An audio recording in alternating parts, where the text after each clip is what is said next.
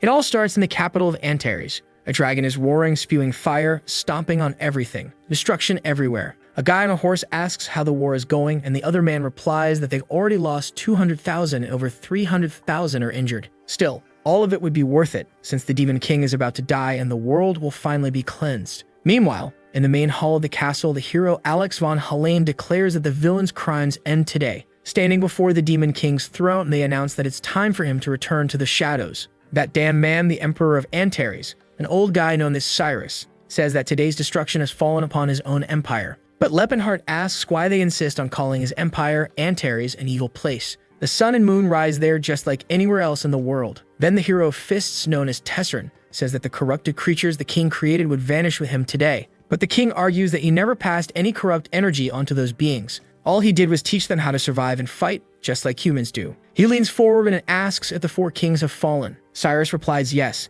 That filthy orc couldn't stand up to his sword. Lepenhart can't believe he really killed the legendary Tacit. The truth is, orcs might seem like savages, but they were actually innocent, loyal creatures who lived off hunting and gathering. Tesserin then says it's ridiculous they were ever called the Four Warrior Kings anyway, especially since that troll paid the price for his sins. Lepenhart remembers the one called Guru Atika and thinks to himself that even though trolls looked menacing, they were just natural beings trying to cleanse their souls. St. Ellen then speaks up, saying that the strange dwarf who worshipped the gods of darkness was also put on the right path. The protagonist puts his hand over his face, thinking that these bastards really believe anyone who doesn't worship their same god must automatically admire the Dark Ones. The mage named Jade chimes in, saying that the Dark Elf has also passed on. Right then, Lepenhart remembers a healthy, fertile blonde girl, and apparently they can kill everyone but not that one, because now he's furious, demanding to know if they really are that eager to die. Tesserin shouts that dark elves were beings consumed by darkness, and they didn't deserve any form of mercy.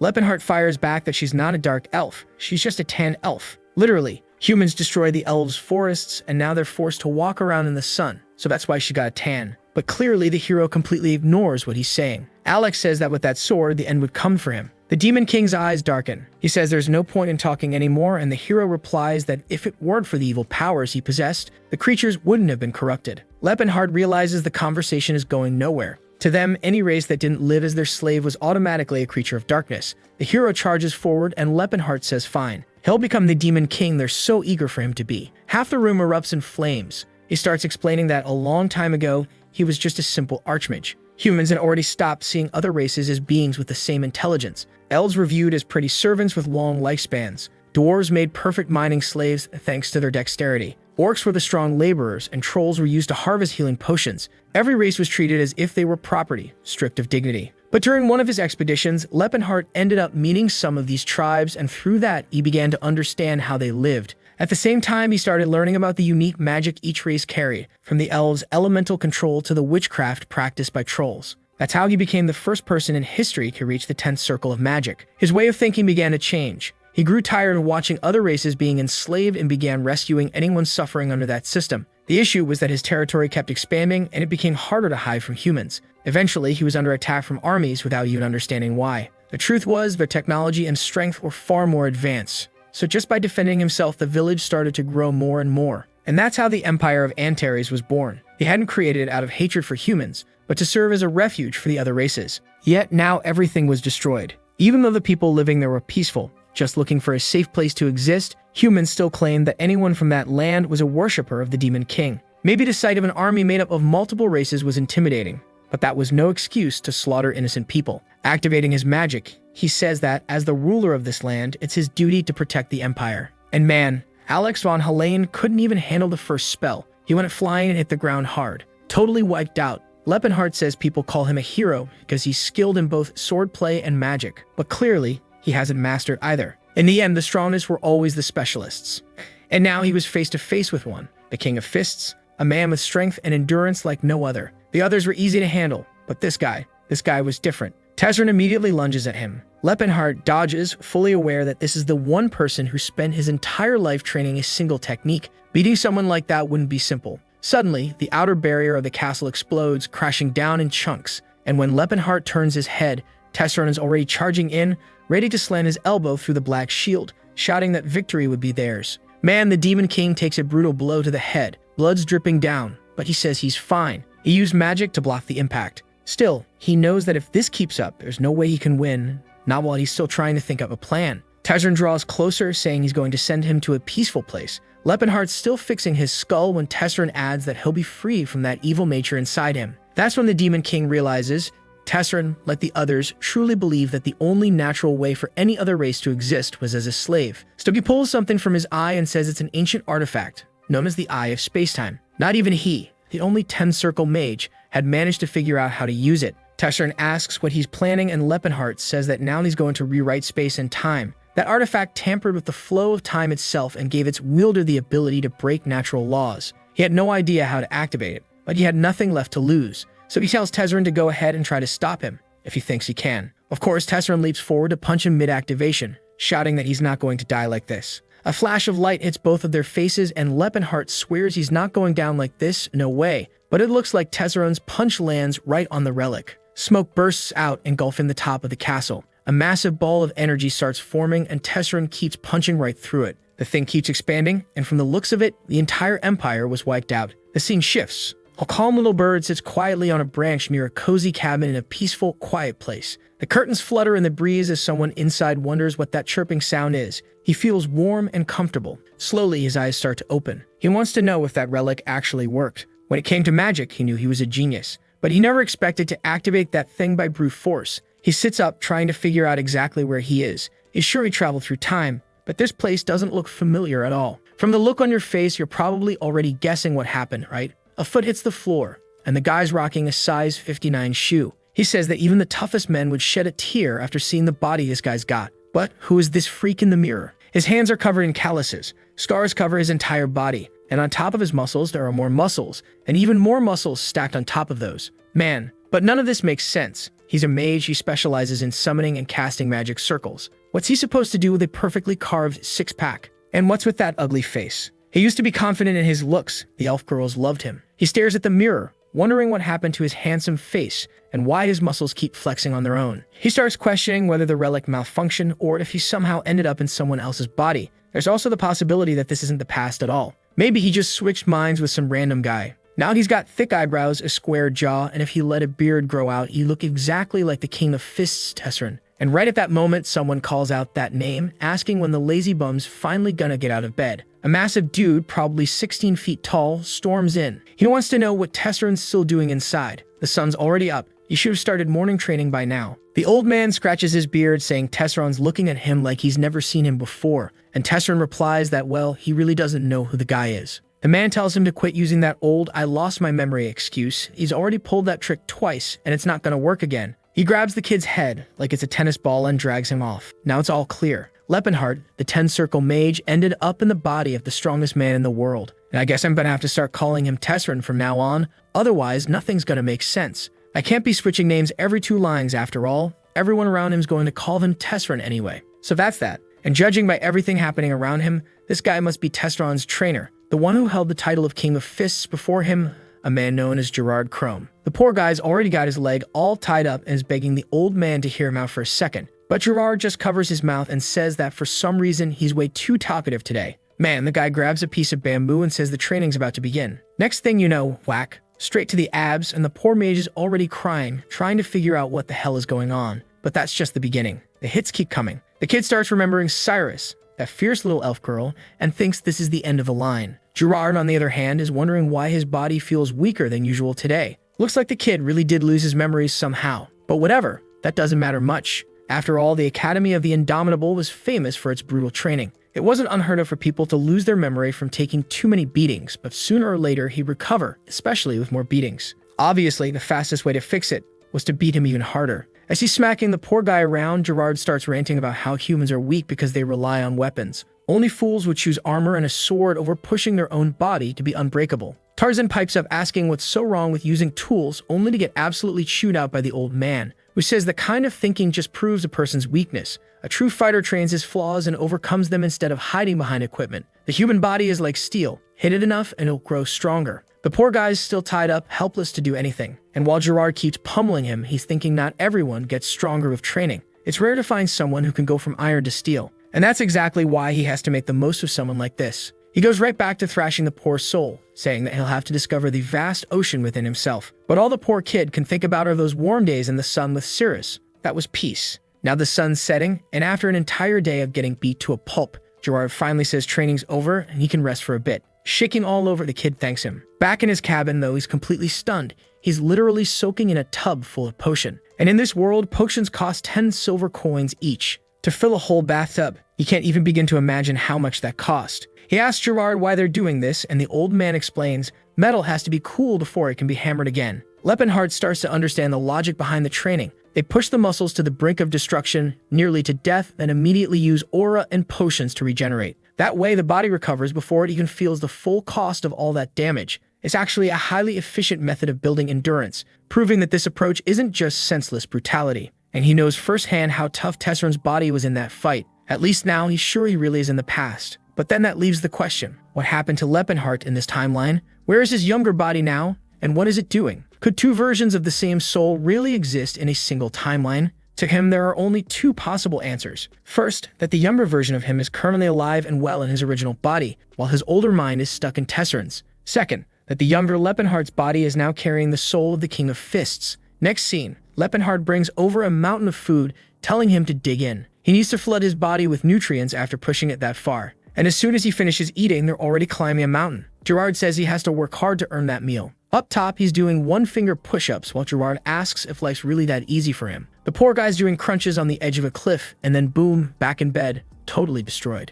But at this point, there's only one thing on his mind. What's going on with his old body? He has no clue how all this is going to affect the future. And what's going to happen if this body ends up meeting his past self? The existence of a single soul was said to be an unbreakable rule of the universe. So maybe, just maybe, there was a tiny chance both souls could end up being destroyed. He also remembers that young Lepenhart still has 10 years before he even starts working as a warlock. Right now, he's probably buried in books at the Magic Tower. But what if Tesserun really did take over his body? That bastard would definitely come hunting for him. But thing is, Tesserun's strength came from his insane physique, and Lepenhart, man, he was a scrawny twig. The training Gerard put him through required help from someone else. There's no way he could handle it on his own. But then again, it's Tesserun. If anyone could find a way to train solo, it'd be that guy. Either way, there he is, stepping out the door, saying his top priority is escaping this hell. And right then, he stomps off, declaring that he's never coming back to this place again. But of course, the moment he steps outside, his teacher's already standing there asking where his precious student thinks he's going. Our boy is stunned, trying to figure out how the hell this guy's already out here.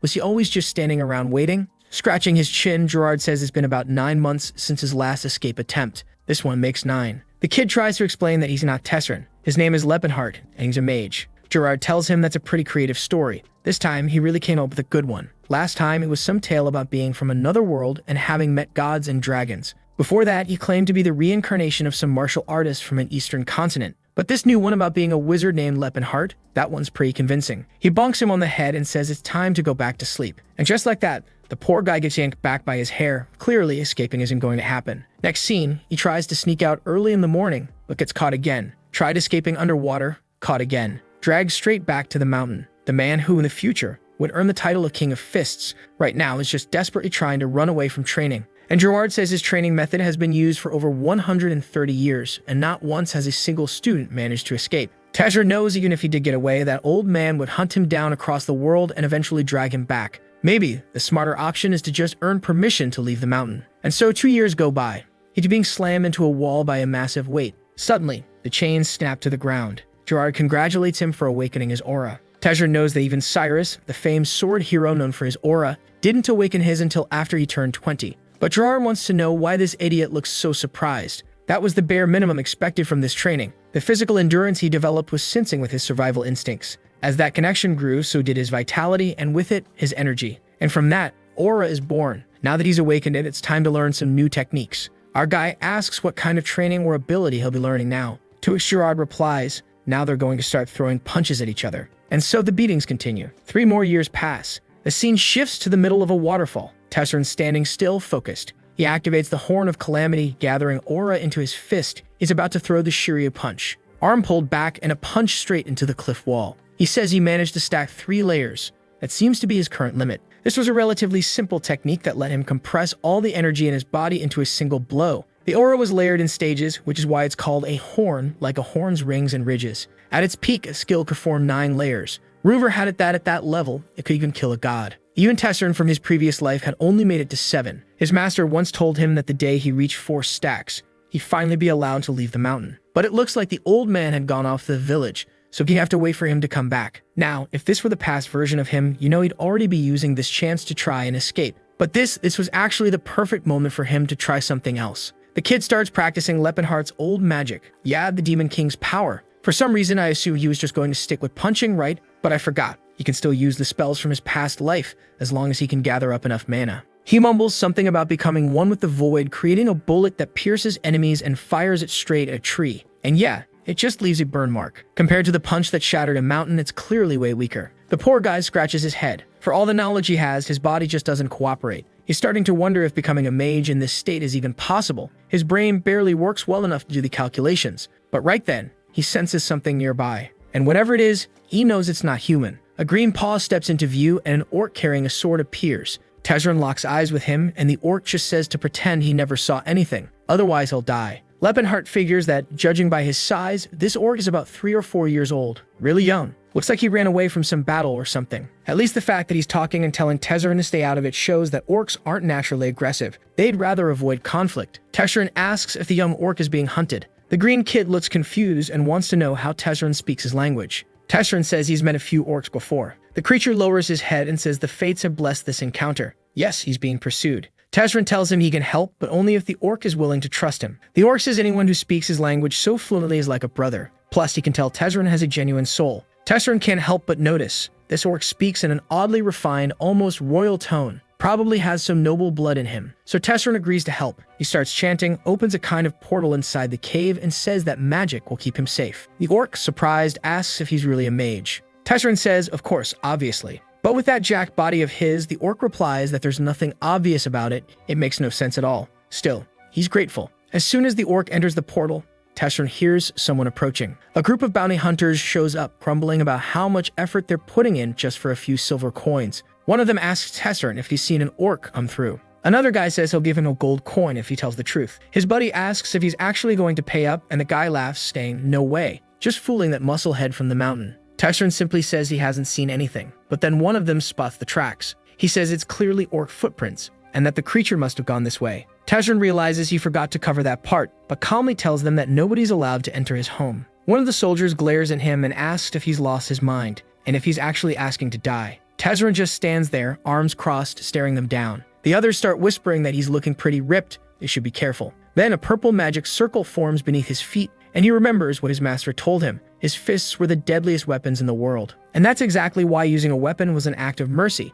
because wielding one actually made him weaker. So he grabs a big old club and tells the guys not to worry, at least they won't die from getting beaten with this. The hunters panic and all charge at once. Tezrin clenches his jaw, and in the next instant, they're all turned into chibi ragdolls. There's still one soldier trying to keep fighting, but Tezrin, yeah, for him, this is already getting boring. He ends up getting distracted in the middle of his thoughts, and one of the hunters lands a clean hit right to his ribs, only for his sword to go all floppy. Tezrin turns around and slams the guy with a hammer blow, wondering if this body of his even makes sense. There's no way he's human, right? And with that, the poor fools get absolutely flattened. At least Tezrin's calm about it. They're not going to die from this weapon after all. One of the trembling soldiers asks him to identify himself, his voice shaking like a leaf. Tezrin just smacks him across the face and says he's got way too much energy to be wasting on questions. Not long after, the whole group is retreating, apologizing as they leave. Tezrin's standing there holding the weapon, thinking he's getting way too used to this academy life. Right at that moment, the orc appears again, saying he's incredibly grateful,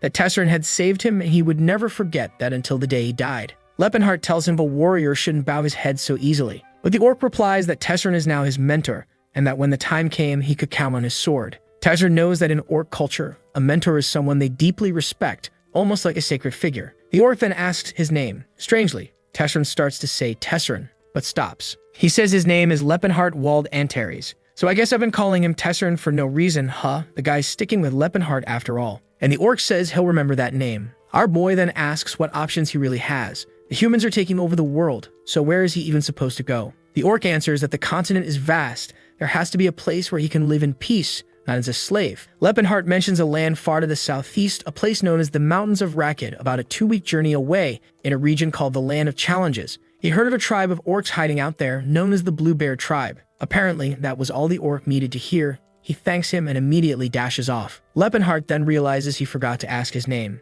The orc stops and says, I am the son of Crota, bearer of the last axe. My name is Tacid. Tacid. the same Tacit who, if you remember, fought beside him and was one of the 4 great knights who died. Which is weird, right? That guy ended up becoming the leader of the Blue Bear tribe. So how did that happen if he met Tesserin in the other life? With a personality like his, that bastard would never have helped an orc. So clearly fate went in some very strange direction. Still, it was a bizarre connection. He thinks back on the Empire, on Tacit, the orcs, the elf girl, and the dwarf as he sits smiling on the throne. He hopes that someday he'll get the chance to meet all of them again. 6 months go by after that strange encounter with Tacit. Gerard prepares for a leap and tells him to brace himself. A burst of energy explodes, and man, you'd think the kid would be braver after all this time, but nope. He's standing there, scared out of his mind. He activates the spiral guard just in time, and Gerard congratulates him, saying he's finally mastered it. Felt like it was just yesterday that he was still calling himself Leppenhart and trying to run away from this place. Our boy replies that was 6 years ago, so why is he bringing it up now?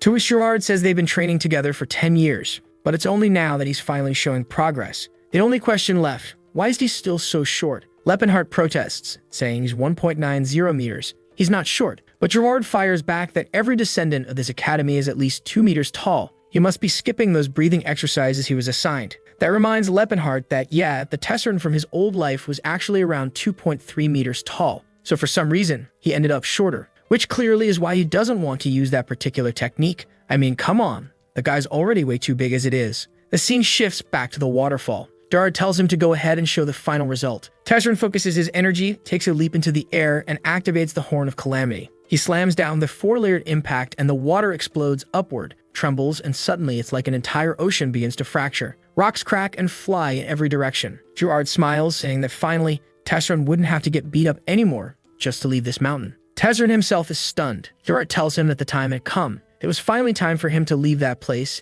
and take on the world. He had truly worked hard. And now the boy, Leppenhart, could live however he chose. Whether he wanted to do good or evil didn't matter. What mattered was that he lived on his own terms. That was the reward for all the years of brutal training he endured. Our guy's getting kind of emotional, and then Gerard shares something. 60 years ago, the third king of fists gave him some advice. Actually, 3 pieces of advice. The first, make a lot of money, but never through dishonest means. Leppenhart asks how that even makes sense, being a villain but not stealing. Gerard replies that if you're going to be a villain, at least be a classy one. A person who still holds on to dignity. That just leaves the poor guy even more confused. What's this nonsense about dignified villains? Gerard ignores the reaction and moves on. Second tip, always stand by those who've been wronged. If you're going to live a good life, then live one that earns respect. Leppenhart asks, what if the one who did wrong isn't weaker? And Gerard says, the weaker one isn't always the victim. And besides, you're way too strong. Almost everyone's gonna be weaker than you. So judging by that doesn't make any sense.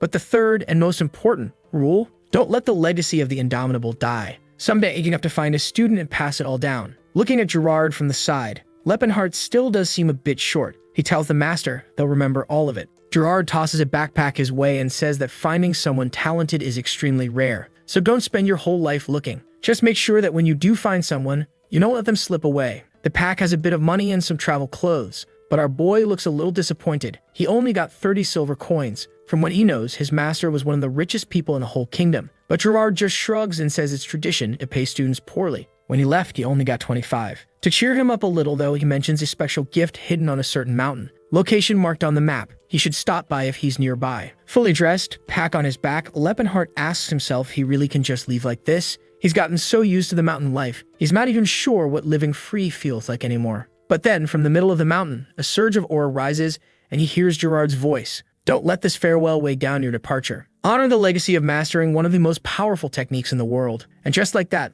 the poor guy takes off, sprinting down the mountain, ready to face the world. Scene change, a small house in a city. An old man tells his boss that this is way too risky, but the elder says if no one else is going to speak up, he will. A knight asks what the old man wants, and the elder calmly says they need to be paid for the food and for the stay. The knight tosses him a gold coin, saying these damn fools don't know a thing about honor. That should be more than enough. The old man glances at it, and the knight's certain the guy's never even seen one of those before, until the elder replies that it's far from enough. The knight glares at him and asks if he thinks he's stupid, like he doesn't know market prices, and then he punches the old man in the face, saying he's got guts to try and scam a knight like that. But the elder only thinks to himself, these bastards are nothing but common bandits. They've taken the house, the food, and now they want to offer a single coin in return. Suddenly, someone asks old man Edward what's wrong. He turns and says to Stefan, it's nothing. But the bastard just chimes in, saying this place is full of miserable people. That's why he can't show mercy to commoners. They don't know their place. and they don't know when to stop. Next chapter, we cut to the chill life Lepenhart used to live. All skinny and bony, what really matters is that he had his smiling blonde elf girl by his side, right? She once told him he was graceful, like a finely crafted blade. Now staring into the mirror, he wonders what kind of cursed golem he's turned into. At least he's a lot taller now. That part's great. At this point, Cyrus must be about 70 years old. In human years, that's around 17, but elves live way longer. And this is the city of Krone, in the southern region of Vasily. She's supposed to be sold off next year, and right now, she's probably at the slave house in the region of Chaitin. He starts wondering if the first thing he should do is go over there, destroy the auction, and just snatch her back. But if he does that, he'd be interfering with his own path, messing with the future far too much. It'd be much smarter to just earn the money instead of drawing attention. The problem is, an elven slave costs a fortune, and right now he's got less than 30 silver coins, most of it already spent on lodging. But none of that matters, really. He's got the body, he's mastered the techniques, and he has the memories of the future. On top of that, he knows of a certain ruin located nearby. Cut to Stefan again, asking Todd if he's found the relics yet.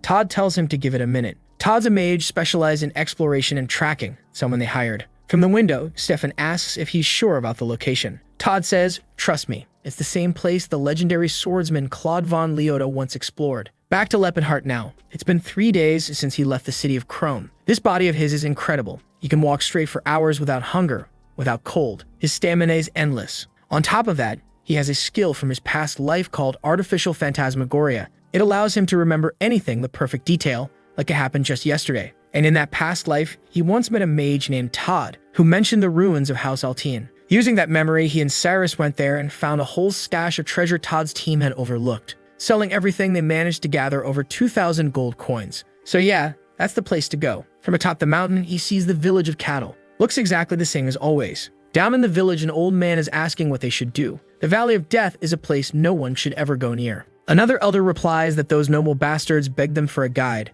If they refused, there'd be consequences. A man on the right says their boss got injured looking for this place. The other guy loses his temper, shouting that nobles are disgusting. In the middle of all that, a man pulls out a bow and says he'll go. He's the best climber in the village. No one else could do it. His wife and daughter burst into tears while he's thinking, "Someone please save me. I really don't want to do this." The other men, though, are patting him on the back, saying he's got the heart of a winner. Of course he's going to make it. And then, boom, Lepenhart's face appears at the window, and he says he'll go. The guy yells, thanking him, but then spins around with the bow drawn, asking who he is. Our boy answers calmly, "I'm just a traveler. Happened to overhear your conversation by accident." He steps into the room and they ask if he's familiar with the area. He nods, very well. The guys say it's impossible. If he really knew the place, there's no way he'd agree to go to the Valley of Death. But our boy just tells them he's already been there before, so he's not worried. Meanwhile, he's thinking to himself that these bastards are lucky. He just saved one of their lives. The Valley of Death, that's what people around here call it. But the truth is, it's a dungeon, a remnant from the Silver Era long since forgotten. 50 years ago, a knight awakened his aura at the age of 45, which was considered young back then. The problem? With all the fame he gained, he forgot his limits. He entered the Valley of Death, alone, and died. And with him, the legendary blade known as the demonic sword of Altian was lost deep within those ruins. Since then, the tale has been passed down like a myth. And now, out of nowhere, our guy is walking with that group, Stefan's crew. The elf girl's all fired up, saying he looks so elegant when riding a horse. He replies that Relsh's words bring him real joy. Lepenhart's just watching from the side, realizing these bastards are having the time of their lives. Also in the group is a redhead named Silent. He notices she's beautiful and young, but he starts wondering if she can really cast high-level healing spells. Actually, forget all that. Harboy admits he can't believe he's even still a man. It's weird. He's just looking for a chance to talk to Todd, who in his past life was obviously a big fan, back when Lepenhart was a prodigy mage. But now he's picking up on some weird tension between Scylla and Todd. He wonders, is Todd into the cute one? Then shakes his head. No way. Todd was never that kind of guy. Suddenly, Todd comes up to him and says he made a great decision agreeing to be their guide. Everyone else in the village was too afraid to volunteer. Lepenhart replies that it's only natural they'd be scared. But then Edward jumps in saying fear doesn't make sense. Not when they're traveling with the bravest knights in the entire kingdom. Our boy is already fighting the urge to crush this arrogant idiot's skull. Clearly, the guy thinks he's way stronger than he actually is. Then suddenly, a strange noise echoes through the woods. The trees begin to tremble. Something rises. And then harpies hiding above swoop down from the skies. The creatures immediately dive toward the group, who start shouting for everyone to get into position. It's an ambush. One of them claws downward, while Relch says these beasts have the nerve to attack a blessed man like Stefan. At the same time, Todd summons a blazing fire chain, lighting up the air, and the monsters go up in flames mid-flight. Meanwhile, sweet Scylla, the femboy of the hour, is tossing out heals and buffs for the whole team. And Lepenhart, he's just standing off to the side, watching. He admits they're actually not that bad. Their sword play is better than he expected. Of course, that's from a mage's perspective. As fighters, they're still pretty lousy. No wonder Gerard was always so proud of the techniques he taught. But,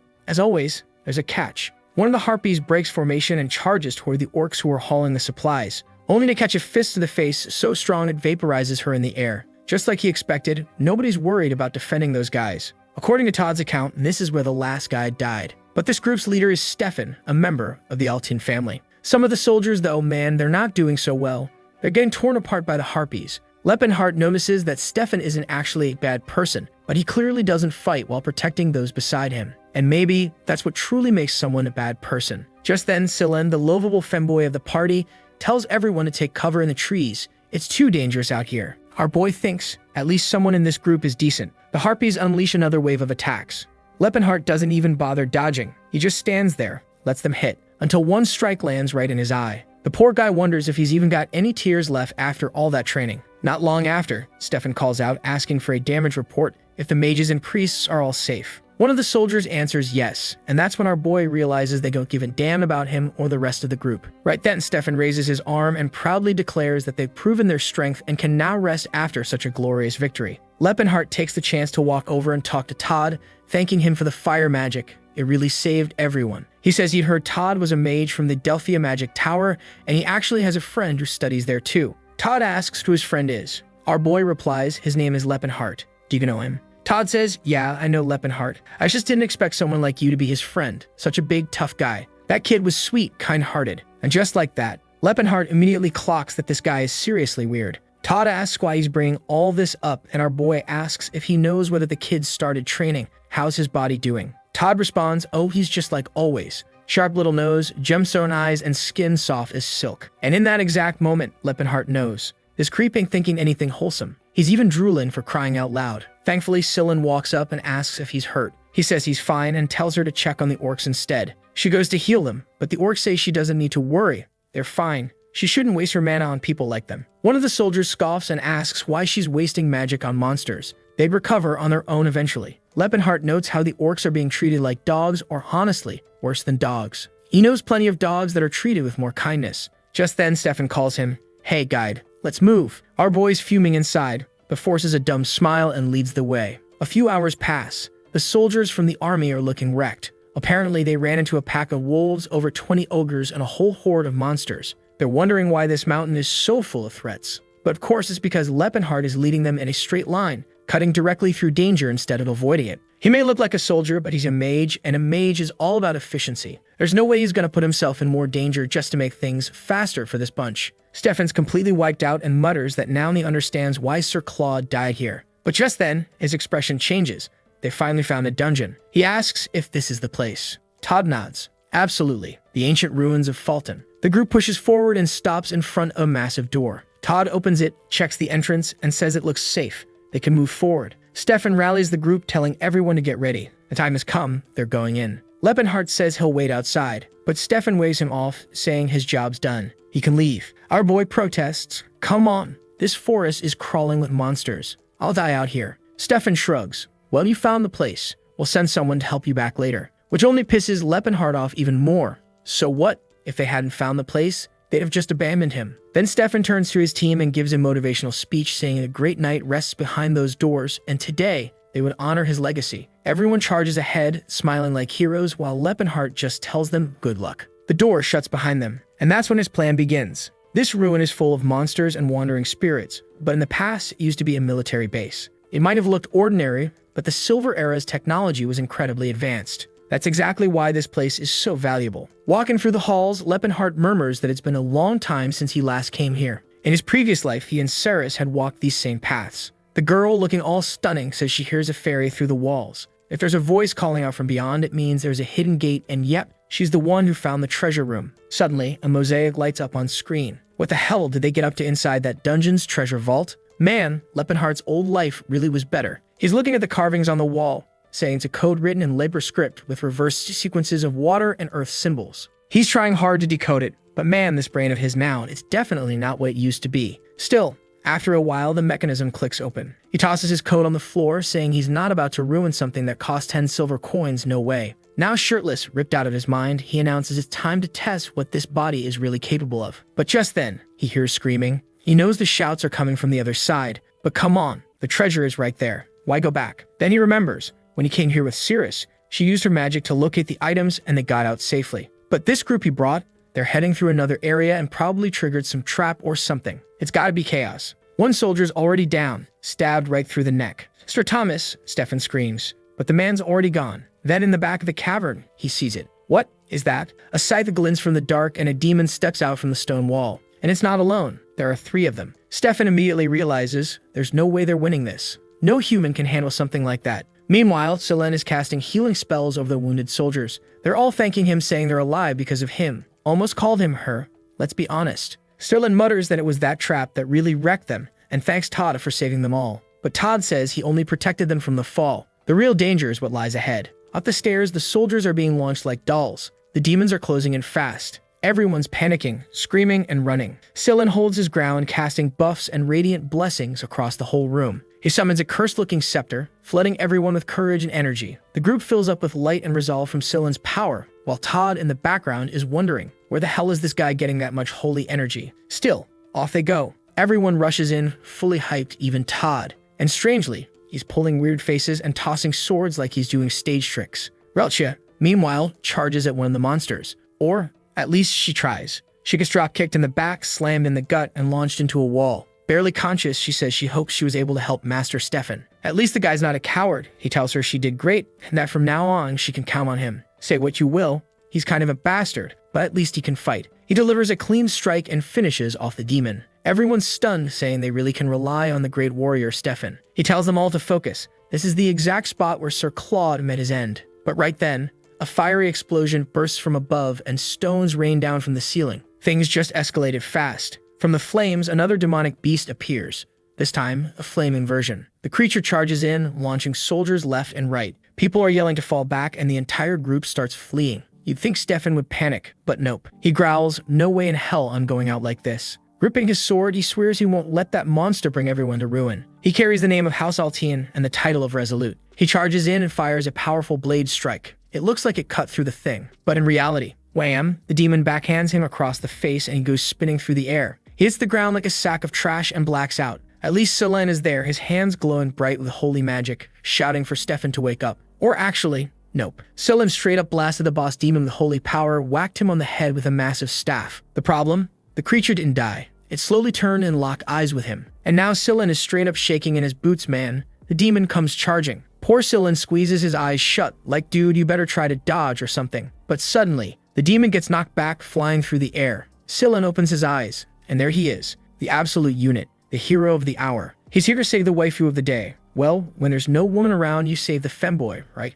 Lepenhart's just standing there like a boss, casually wondering if that monster really died from just one punch. In his past life, he'd have had to summon a huge magic circle for something like that. Now it all makes sense why Tezzern decked him in the head during that fight. Looking around behind him, he sees the state of the knights, wrecked every last one of them. But then, from the same place the demons came out, a swarm of undead starts pouring in. Selene and Todd are frozen, eyes wide, whispering, "Who the hell is this guy?" Meanwhile, Lepenhart walks forward, Elfpearl cradled in his arms, just casually punching monsters out of the way. Yeah, his fetish has been exposed at this point. Later, Stefan wakes up, looking half-broken, and Edward, "Yeah, not Gerard. Turns out you were right, and they're not the same person," asks if he's okay. Seeing all the monsters lying dead, Stefan asks what the hell happened. Someone must have filled him in because now he's shaken, confused, and staring at the huge dude who wiped everything out. He walks over to Lepenhart and apologizes, saying he didn't recognize such a noble warrior and asks for his name. Our boy almost says Lepenhart, but realizes Todd would recognize it immediately, so instead he says his name is Lepen. Edward's scratching his head. He's never heard of that name. If this guy were a noble or knight of repute, surely he'd know.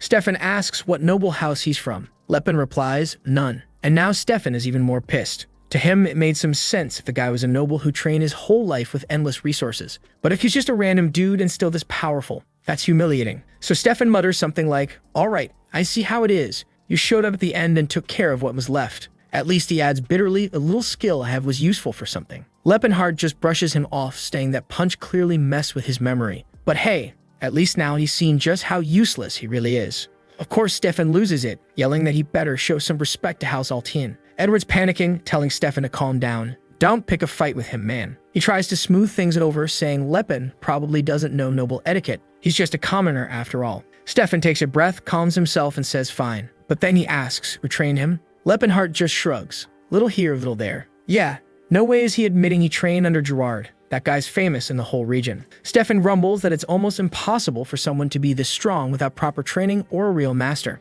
But Lepinhart shuts it down. How about you stop interrogating me and go check on your injured people? Edward's been silently observing all this. He notices how comfortable this guy is bossing around anyone. He clearly carries himself like someone with status. At the very least, he must be used to commanding people. Maybe it's arrogance, or maybe he's royalty from some other country. While Lepinhart is pointing at the wounded, telling Stefan to do his damn job, Edward just keeps watching. This guy wasn't just confident, he didn't even care about age gaps or rank. He had to come from power. That's when Sillin walks up and nearly breaks his neck, twisting around to look at him. Wait, your name is Rui Lepin? How tall are you? Lepinhart replies, 6'3". Sillin lights up like a Christmas tree. Back off, Sillin, my dude, he likes elf girls. Still sparkly-eyed, Sillin asks, how do I get a body like yours? Lepinhart sighs and says, just lifted a lot of heavy stuff. That's it. The little bastard just wouldn't stop glowing, saying that truly no knight ever shares their secrets. Somehow, Lepinhart already knew that this boy had lost his family when he was still a child and had been taken in by one of those orphanage orders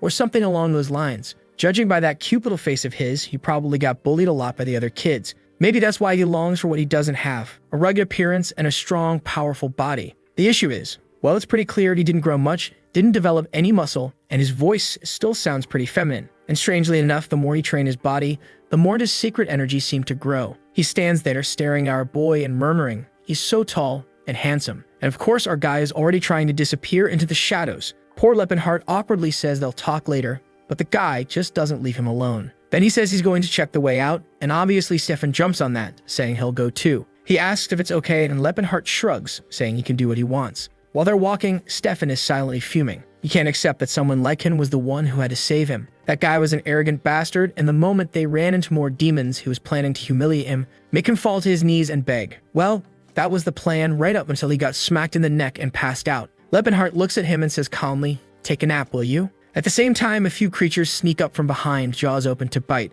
Lepinhart casually punches them aside as he strolls through the corridor, heads over to a door, and starts searching a shelf, wondering where the gold coins and valuables are. One especially useful item he finds is a magic sack. Anything placed inside it becomes 10 times lighter than normal. Lepinhart also knows that somewhere nearby is the sapphire backflow dagger of magical power, along with a bunch of other great stuff. A little later, Stefan starts waking up, groaning and asking what just happened. Our boy walks up and says, some bastards knocked you out, man. But don't worry, if that happens again, I'll handle it. Stefan, still wobbling, mutters a weak thanks. Lepinhart replies, count on me. I'm probably gonna knock you out again anyway. Yeah. Next second, the guy's flat on the floor again with 3 lumps on his head. He gets up, rubbing his scalp, wondering what's going on. He's sure his guard is always up, so how does he keep getting knocked out so suddenly? A bit later, the group is on the move again, and Sillin looks at Lepinhart and asks, are you part of the royal family? Our boy says no, he's just a regular person. But Sillin looks puzzled. I mean, this guy's extremely powerful, knowledgeable, and the way he speaks, it's like he sees himself above everyone else. That's not normal for someone from a humble background. Lepinhart realizes, yeah, for someone who's supposed to be 22, maybe he has been acting a bit too high and mighty with everyone. Might be a good idea to tone it down a little. Later on, they reach a large door, and man, I thought they were heading for the exit after all that chaos, but no, they go and open the room of what seems to be the boss known as Grelbias. Lepinhart stands there, confused, wondering what the hell this thing is doing here. He doesn't remember seeing anything like it in his past life. Stefan's already bracing himself, clearly afraid of getting another surprise hit to the head. He tells everyone to focus. The creature lets out a terrifying roar, and Lepinhart immediately says they should retreat. With the strength this team has, they have no chance of winning. But one of the soldiers behind Stefan points at the demon's hand and tells him to look at the sword. It's the legendary blade of Altien, the one that's supposed to belong to Stefan's family. Edward, though, says, forget it, man. There's no way we can beat that demon. It's way too dangerous. Better to fall back, gather a new party, and come back with reinforcements if they want any chance at all.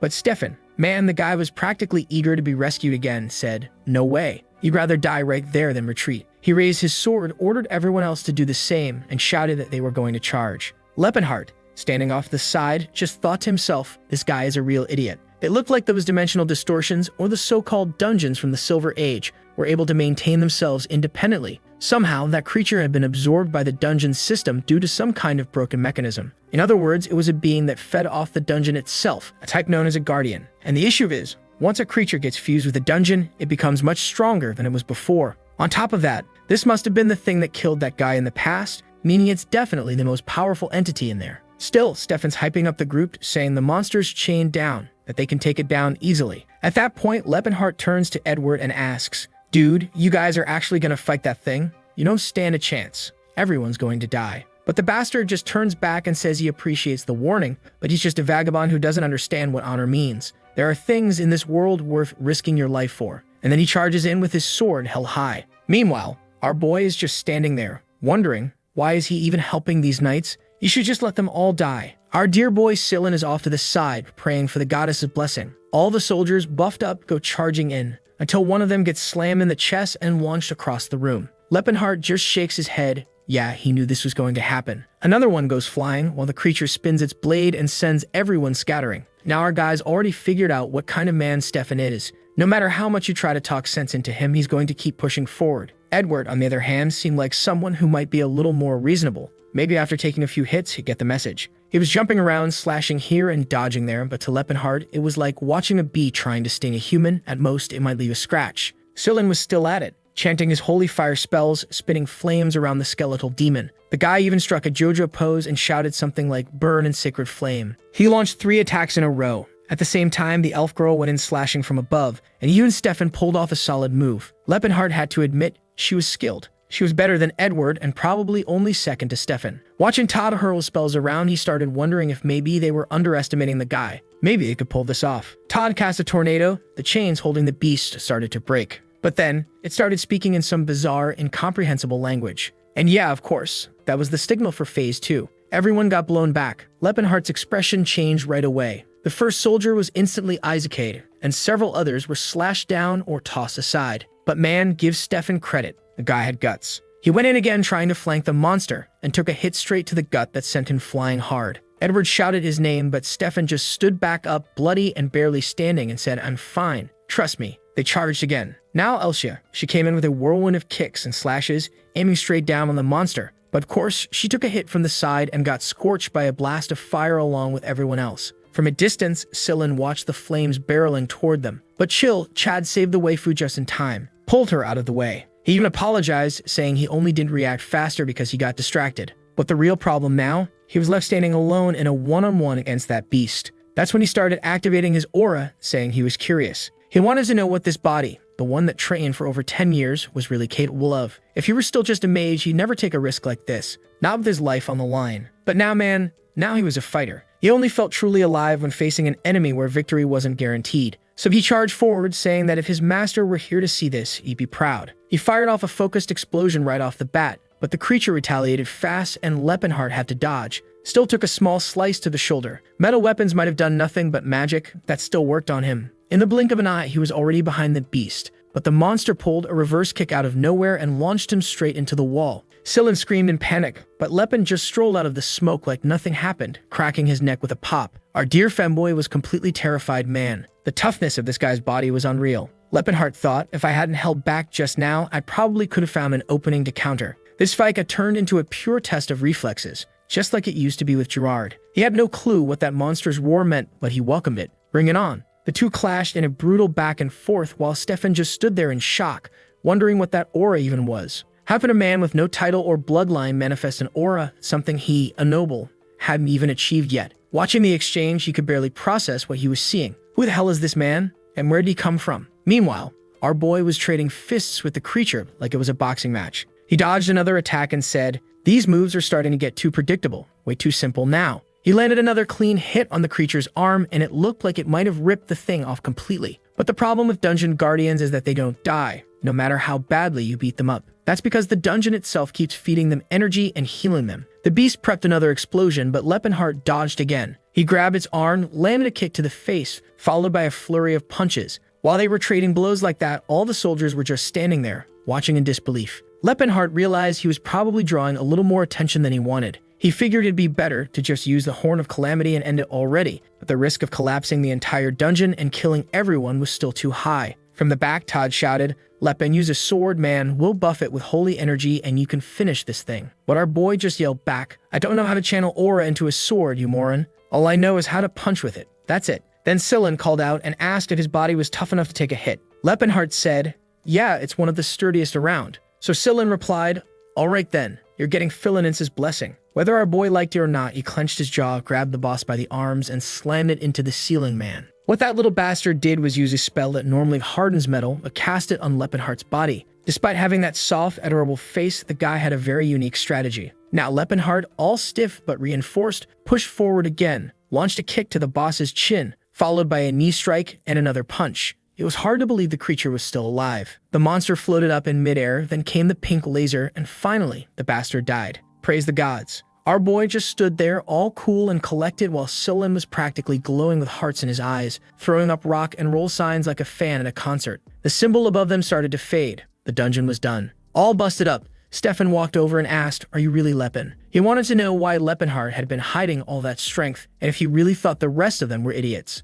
He admitted he was powerful, but said he wouldn't be forgiven for trampling on the honor of the knights. He must have laughed at all of them while they struggled, he claimed. But Lepinheart calmly asked, when did I ever laugh at anyone? Truth is, he wouldn't bother laughing, because he didn't care about any of them, not even a little bit. He turned to walk away, saying nothing, but Stefan was dying to be humbled again. He lunged to attack, swinging his sword, but our boy just bent down to pick up a sword from the ground, and the idiot ended up slicing the air and tumbling across the floor like a fool. All twisted up and red in the face, Stefan asked if he dodged on purpose, but Lepinheart just picked up the sword and told him to take the damn thing already. Wasn't that what he came here for in the first place? Edward, trying to lighten the mood, said he should admire the boy for defeating the boss and still showing no greed, a true champion. But in reality, Lepinheart already knew that sword wasn't anything special compared to the ones from the old days. And besides, he didn't even use swords. So whatever, he just walked off with everyone else while Stefan was practically bursting with rage. Then the scene shifted to the village of Karol, where Sillin was healing a baby. Our boy was about to leave when he noticed Sillin giving away every single gold coin he earned from the mission to the poor in town. Meanwhile,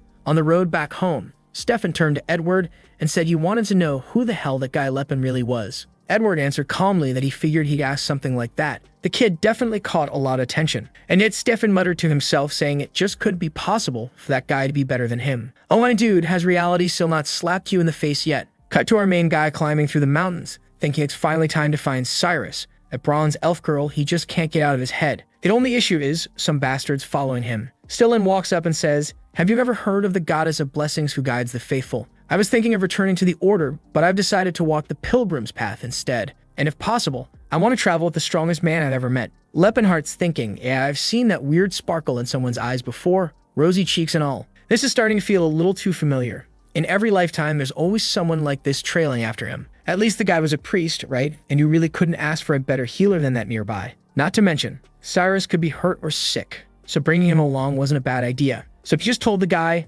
do whatever you want, you can come. Of course, Sisselin's already right up next to him like, what's the best workout? To get shredded abs? Should I focus on my upper core or lower abs? Our boy just shrugged and said, punch rocks, heat rocks. It's all about rocks. Meanwhile, somewhere else in the Empire, in a luxurious mansion, someone asked if they trained that thing. A guide knelt down, apologizing to the young master Verret, saying they'd done everything they could. But Verret shouted, an elf should be loyal to her master. She's supposed to give everything, her body and her heart. No wonder she was so cheap, even though she's an elf. And yep, we can already guess, that's Cyrus. She calmly explained that she was born with that skin tone. But Verret just snapped and told them to bring him something decent, even if it cost a fortune. That insolent thing had to be removed from his house. Man, in Elvenheim, that was already the third time Cyrus had been returned after being bought. And guess who's pulling up to the rescue? Yep, the main man himself. Now the kingdom of Chetan was a major trading region up in the northern part of the continent. Their prosperity came from being surrounded by several different nations. The trade routes flowing like rivers, always busy,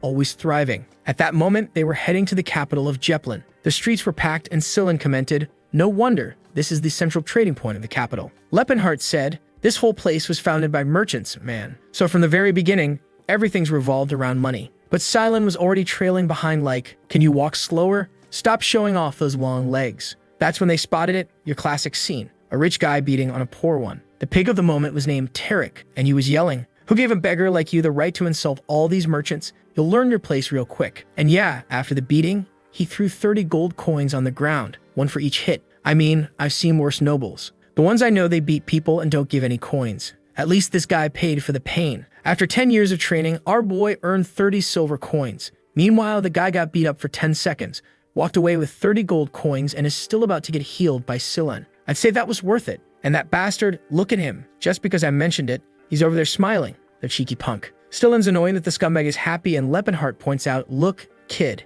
in this place, everything revolves around money. Our little femboy, however, says that he's traveled all over the world and never imagined there'd be a place like this. Now he wants to know what exactly our protagonist came here for. Our guy answers that he came to buy something. Stillen asks, buy what? And with a jaw as sharp as a mountain edge, he says he came to buy an elf. Strangely, Stillen immediately covers himself like, dude, what were you thinking? That he was going to jump you in the middle of the night? Muttering that Leppenhart really is no different from other men. Leppenhart replies, I know what you're thinking, kid, but it's not what you're thinking. But before he can explain anything, the boy is already storming off. On the way, though, he mutters that damn Stillen talks like he's not even a man. The scene then goes to this guy Tarek, right, bro, at his house saying, those wretches keep complaining that I have money and take advantage of them. If having money is so great, why did they earn it? The elf looks and says, you're right, master, it makes sense. They're all cozying up to the chubby guy when suddenly he looks to the side, sees Verret, and says they haven't seen each other in a while. As far as he heard, Verret had bought a killer elf recently, right? So what happened? Verret is all trembling, asking himself, why did I have to run into this bastard here of all places?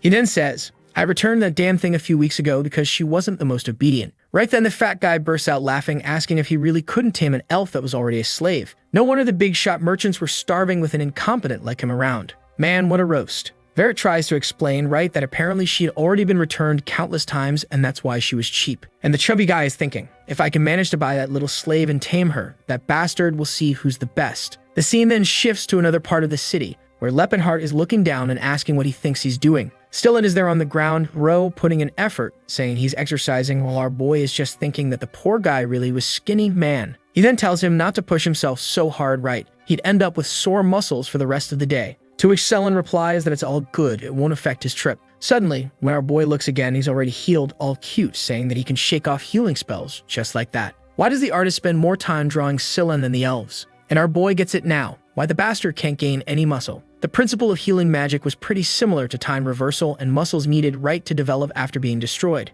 But if you use holy power on them, it's like you go back to when, you hadn't trained yet. The boy was the dumbest guy he ever met. What's the idea of doing all that painful training only to cancel it out like that? Now it's clear why the fool has been wasting time for 5 years. Then he asks, right, if that long hair doesn't get in the way when he's training. To which Silence says it grows back really fast even when he cuts it. By then our boy is already leaving, saying they're going now to buy a slave, especially since he sold the artifacts. Obviously at the slave market there are all kinds, and without a doubt the most coveted and expensive ones were the elves. Their appearance lined up with human tastes, which made them, much more interesting than the others. A killer elf could cost over 800 gold coins, a regular woman 400, a little girl 100, and a little boy 30, an orc gladiator 10 coins, an orc slave 5 coins, and an orc baby 4 to 5 coins. Meanwhile, male elves, nobody wanted them even for free, bro. Seems like as soon as you bought them, they'd take their own lives. The guys have pride, man. No way they're gonna live as slaves. Besides that, there's the fact that elves live 4 times longer than humans. So if you buy one, you basically got them for life. Not that I'm interested, but really, in terms of cost-benefit, yeah, it makes sense. Leppenhart, though, says you gotta be smart too. There's the story of some dumb merchant who bought an elf baby and died bottle feeding it, because the thing never matured. And one thing that's annoying is that this place is called Elvenheim, just like the sacred land of the elves. Stillen is all cute saying that this place takes really good care of the elves, they looked healthy. But Leppenhart says it doesn't matter. In the end, they were still slaves and definitely not smiling about it. Strangely, Stillen says that they must be happier there, since they can live alongside humans, not worrying about food, war, and a peaceful life. Leppen knows, right bro? That's how all humans think things are. Besides, no matter how strong you are, it was hard to change people's perception, since they only respect fear. In this life, he wants to build a new empire, but it has to be different from the past life. It's not going to be a dark empire or ruled by a demon king, but a nation for all races. Oh my boy, wasn't that exactly what you did, you damn bastard? At that moment, a guy comes out from behind the curtains and apologizes for the delay. The most beautiful killer elves had arrived. The sly ones all come in seductively, asking what he wants and saying they'll do whatever he wants. While Stillen covers his eyes all shy, our boy is, just hunting for Cirrus. At the same time, he's disappointed because it seems that those in front of them are descendants of spirit fairies, and it's sad to see them lowered to that level. Then he asks if by any chance he doesn't have a dark-skinned killer elf. The guy comments, damn, you got a peculiar preference. It'll be hard to find one like that. But come with me, we got one for even crazier tastes. Walking down the corridors, our boy sees some elves doing weird stuff, right, man? When you've got 500 years to live, you can hang out by the fountain dancing. The guy is talking about everything the elves do, how well they work, the fruits they harvest, the food they make. But Lepenhard just tells him to shut up and lead already. The poor guy gets startled, coughs a little, and apologizes. Then he approaches a door and asks to see number 148. Man, at the same time, the elves are also training combat there all day long, bro. My god, the elves could just take over that whole place already, right? They're doing everything anyway. Then the guy says that the elf he's looking for is there. Ah, our boy gets all teary-eyed, man. Look at her there, fighting for her life with a piece of papyrus in hand. My girl, that's not a very good sword. And here comes a flashback, turning to the past. Lepenhart teaching her things, explaining that she can't mix this with that, showing a potion. Boom, the whole place explodes, right? Clearly, he wasn't the brightest either. She says he has to make up his mind. He said the same thing yesterday and the result was the same. While he's all shy and twisted up, she strokes him and asks how a man so old can be so adorable. Then he asks when she's going to stop calling him Lord, right? She could just call him Lepin. But she answers that no, she'd never do something like that. And we're not gonna find out why, bro. We see our boy in front of the castle, the whole place being attacked. Behind him are the 4 warriors, man. One of them says farewell to his majesty, and Lepenhart asks why they all have such dead faces. He wasn't a dead man yet, even though the entire continent had united and gathered all their forces to attack them. In front of them was all the military power they had, and they wonder what the world will be like after this war. Most likely, the entire nation would be ruined with this single attack. One of them says this just proves how intolerable their existence had become. What he wants to know is if Lepin really can't handle them. Our boy says they all have a chance to escape, since he's staying in Garek. He just wanted to apologize to Alport. As an entity, he did everything for them, but in the end, he failed. The dwarf says it wasn't just any support. This was the result of a prophecy, which said that the one who keeps an elf by his side is followed by the orc guide and crosses the abyss of Tamian would emerge as the pillar of Hokro. They were meant to follow him. This guy was the one who would change fate and bring salvation. Lepin says that he never understood. He had destroyed half of the dwarves' temple, and even so, they were worshipping him like he was a savior. May Alport's blessing be with all of you until the next time we meet. At that, they turn around and Cyrus says she'll be waiting for him. But Lepin responds that you can never know what fate holds. If something were to happen to him, she should find someone else. She cuts in and says that no matter what happens, she'll wait for him. He goes to say something, but she interrupts again and says it doesn't matter. Look at that. They kissed in the middle of a war, how romantic. But now in the present, right, bro, the girl's all skinny. And the vendor apologizes, saying he's even ashamed to show off someone like that. It was a defective product that had already been returned 3 times because she was impossible to tame. She was skilled. The problem is that her personality took away all the value. So you never get some use out of her, they're leaving her there in the middle of training to kind of help everyone else improve. And he wants to know if the boy is still interested in buying that. Lepin says yes, and the vendor gets excited, thinking that in this world, you never know what kind of fetish each nutcase has. And so he says it would cost 300 gold coins. Sillin comments that it's pretty cheap, huh? To which the guy says yeah, because it's not a very good product. Full of defects. He's desperate to get rid of her. The negotiation was quick, and Cyrus, already says he must be her new master. All skinny, the girl, where's all her health gone? Our boy just looks and thinks that really, her life hasn't been easy. He takes off his coat, and the guy asks if he needs a priest. Our boy says no, right, and says Sillin will take care of it. He puts the coat on her, asks if she has a name, and she says no. He offers the name Cyrus, and she says that's fine. From her answer, he questions, you didn't like the name, did you? And she just says that it's fine. She was now called Cyrus and would keep that in mind. Our boy tightens the coat and says, if that's the case, then from now on you're Cyrus Valentia. Cyrus says, a slave doesn't need a last name, right? Is that yours, by any chance? He just answers that no, that was the last name she should have, and that's that. He introduces himself as Lepenhart, right, and introduces Sillin too, who's a priest.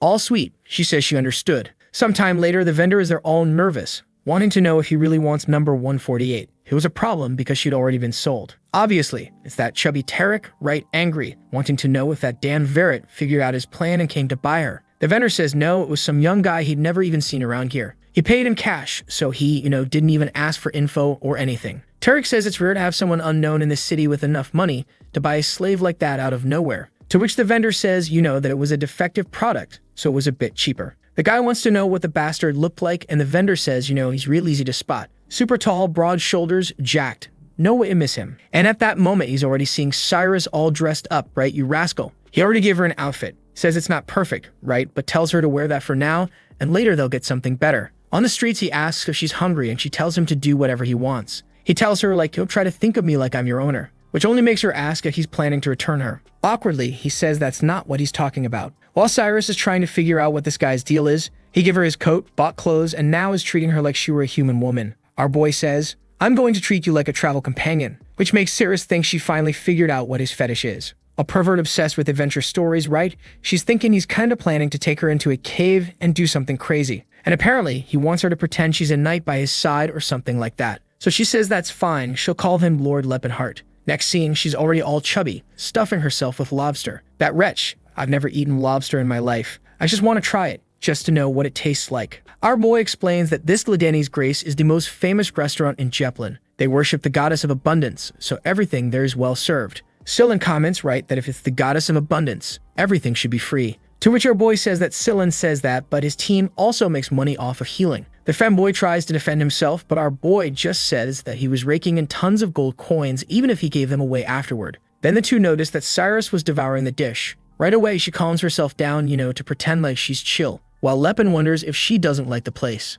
As far as he remembers, they used to come there all the time to celebrate. Their relationship, this time, was different. In the past life, he found her as a savior, but in this one, he was a buyer. Obviously, the way she saw him was different, but it was okay. One day she'd understand his intentions. What they had for now was more than enough. In a weapon shop, the guy says that what he has there can't be found anywhere else, and Leppin tells Cirrus she can choose whatever she wants. Interesting. She picks out a little sword and he asks, right, if it isn't better than a scimitar, which obviously makes her mad. How the hell did that bastard know something like that? While Scylan thinks it must be some kind of talent of our girl, fighter stuff, just by looking at someone, you can already tell what they like. Scylan is all happy because he bought a mithril dagger. Leppin's like, why would a priest need something like that? In the middle of all this talk though, he notices someone was watching them. Then some guys in black clothes approach and say they'd like to have a little chat. Oh boy, it was going too easy, right bro? He just asks what they want. Then the guy says, a great buddy of mine wants to have that elf by his side. Leppin simply asks, so what? Then the guy stretches out a card and says he'll be extremely well rewarded,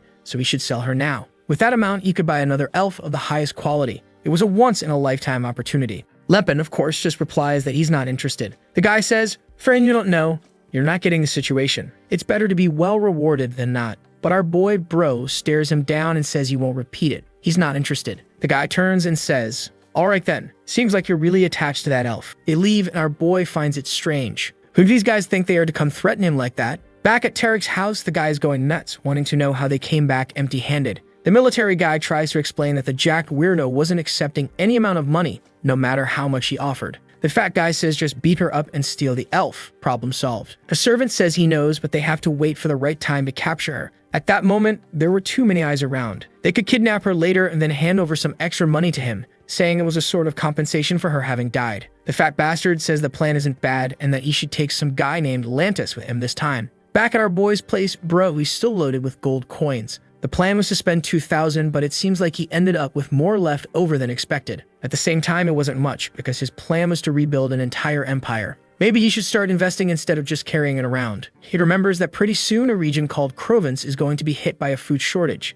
They have vast territory and are blessed by the goddess of agriculture, so they're not prepared for what's about to happen. Countless people are going to die of hunger and cannibalism will become something normal in that region. Investing in grain at this moment is the perfect move. And in the city, there are 3 merchant groups he could negotiate with: Rolfine, Charon, and Tavan. Rolfine, apparently, is the one from the guy who stole Cirrus. In between the 2 remaining options, he seems to prefer the Tavan group. That's the one whose symbol is a mine with a little thing on the forehead. And that guy scratching his head is the leader of the Tavans, known as Cybolt Tavan. He's kind of confused because the Rolfin guys are selling wheat at half the price, and that's kind of crashing everyone else in sales. That's when the boy opens the door and says there's an investor there, right, who's interested in them. The guy wants to refuse, saying he already has too many things to deal with, until the boy mentions the person is interested in investing 1,500 gold coins. Right away, our boy stands there with arms crossed, saying that that's all going into grain. The plan was to sell it to the Provence region next year during harvest season. The guy finds it a bit weird, right, and explains that the Provence region is extremely productive. Selling grain to them was like selling soap to orcs, man. It made no sense at all. Our boy comments that there are lots of orcs and they gotten used to using soap, and man,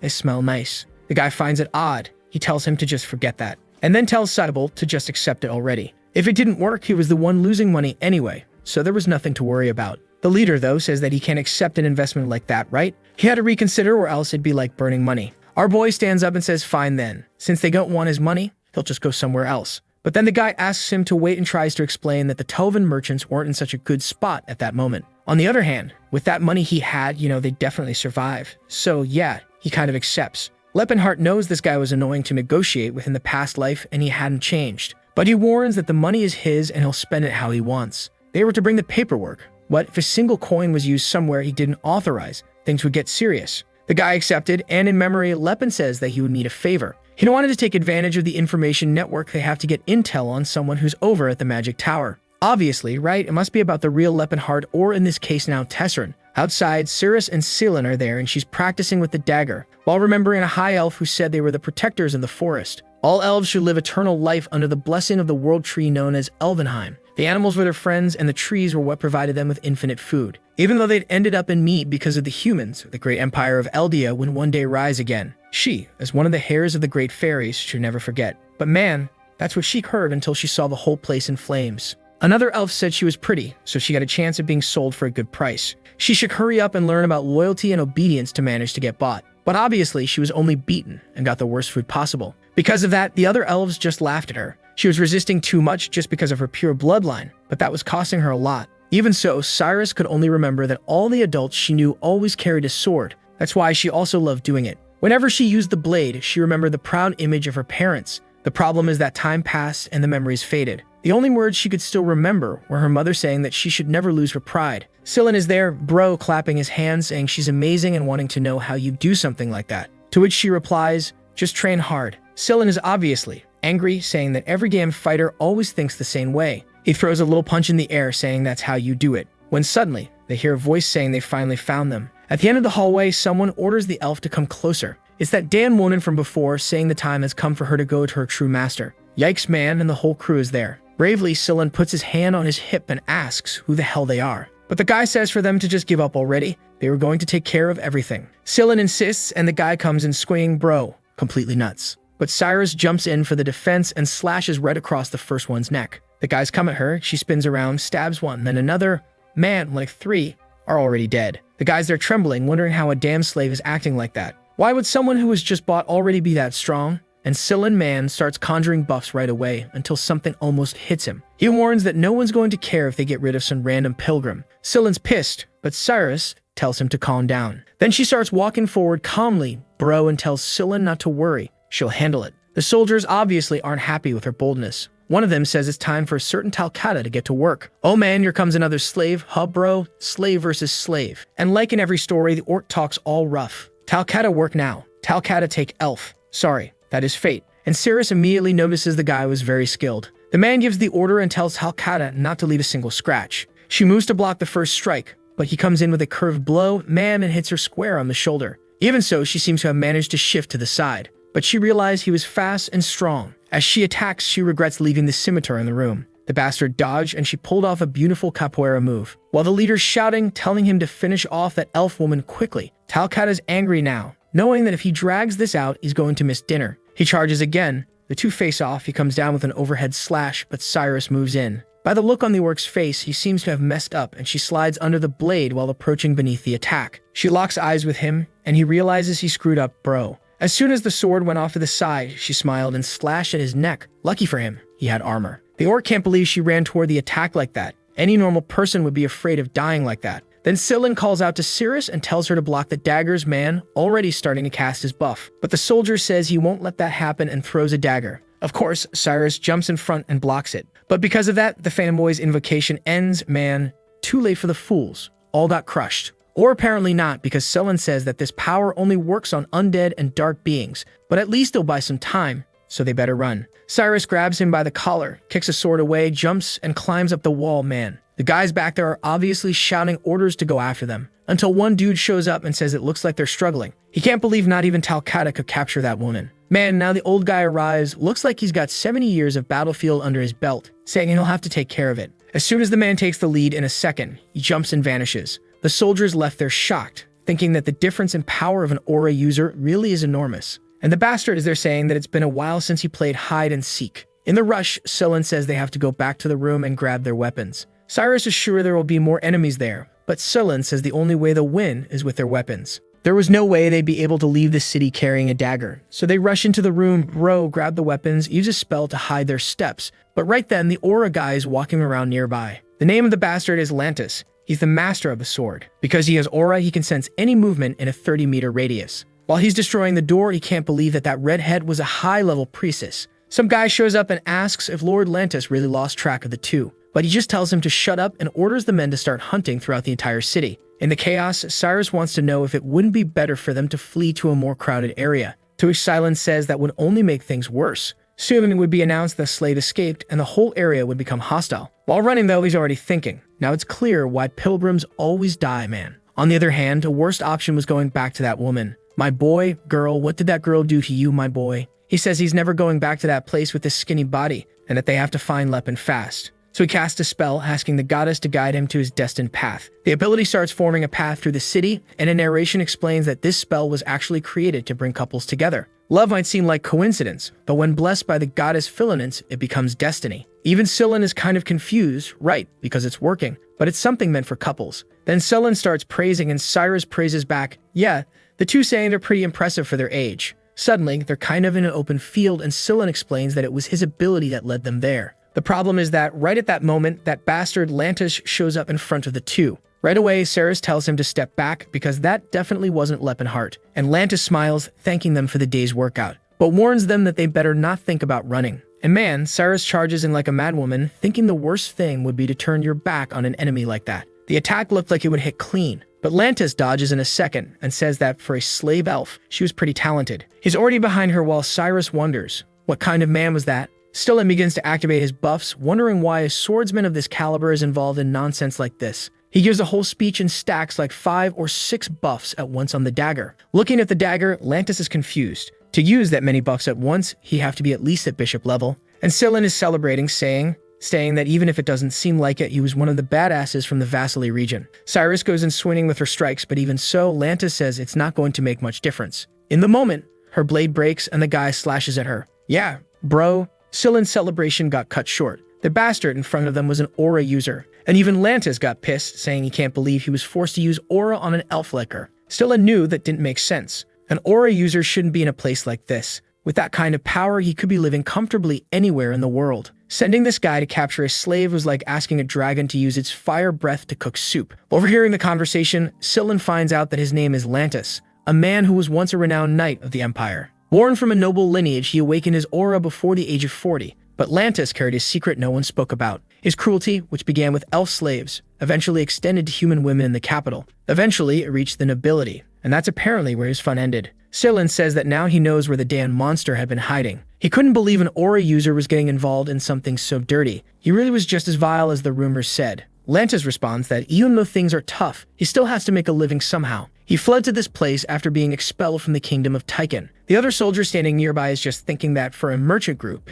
being able to afford someone strong like that was the biggest advantage. Lantis lives peacefully and does whatever he wants while they use the money, which they have no shortage of. Suddenly, Lantis points at Cylon and says he's going to seal his holy powers. He knew very well what happened when you let a high priest keep his mouth open. Cylon, bro, I don't even know what happened. Gets completely struck down and the guy is asking Lantis not to hurt the elf. Tarek would be furious. But Lantis just says they can always get priest to heal her, so it wouldn't be a big deal. Suddenly, he looks at Cylon and says he noticed that this priest had a very pleasant appearance. The soldier says it looks like the worst has happened. And Lantis is saying this experience will be quite unique. Man, the big old hand is coming in to grab, until someone slices it. I thought it was our boy arriving, but nope, it's Cylon, bro. Even Seal, he stood back up and said he wasn't gonna let them do whatever they wanted. The guy asks, how is someone with their tendons destroyed getting up? He was the most handsome, alive, fragile zombie he'd ever seen. Looks like they were going to have to cut off all 4 limbs to get him to stop moving. Right then, though, an explosion from behind, right man. The badass has arrived, saying he found the bastards and that they were going to pay for trying to take Cyrus. Man, he's coming in with swagger, bro. Walking straight, tossing off the coat. Lantis as they're trying to figure out who this kid is. Clearly, he didn't just look tall. You could feel a mountain of aura surrounding his body. Then the guy nearby says that that's the guy who bought the elf. And Lantis asks what's with this nonsense of calling him just some random kid. Just by looking at him, his whole body was going on high alert. Lantis knew that if he couldn't see the guy's power, it meant he was an aura user too. But how could someone this young already have awakened aura? At most, he looked 20 or 30 years old. He goes to draw his sword, saying it's been a long time since he's seen someone truly strong. Lepin just replies that it's funny seeing him pretend to be a real knight. He was just a filthy old man and a pervert. Right away, Lantis charges in, bro. And of course, Lepinheart steps in for the brawl. While the guy's swinging his sword, Lepin is punching the blade man. The knight standing nearby can't understand a single thing that's happening. And bro, Our boy's 1.90 meters is looking like 5 meters. It's straight up Attack on Titan out here. Lantis is all twisted up in pain, but the fight seemed fair. A soldier asks if they should help, but the other warns.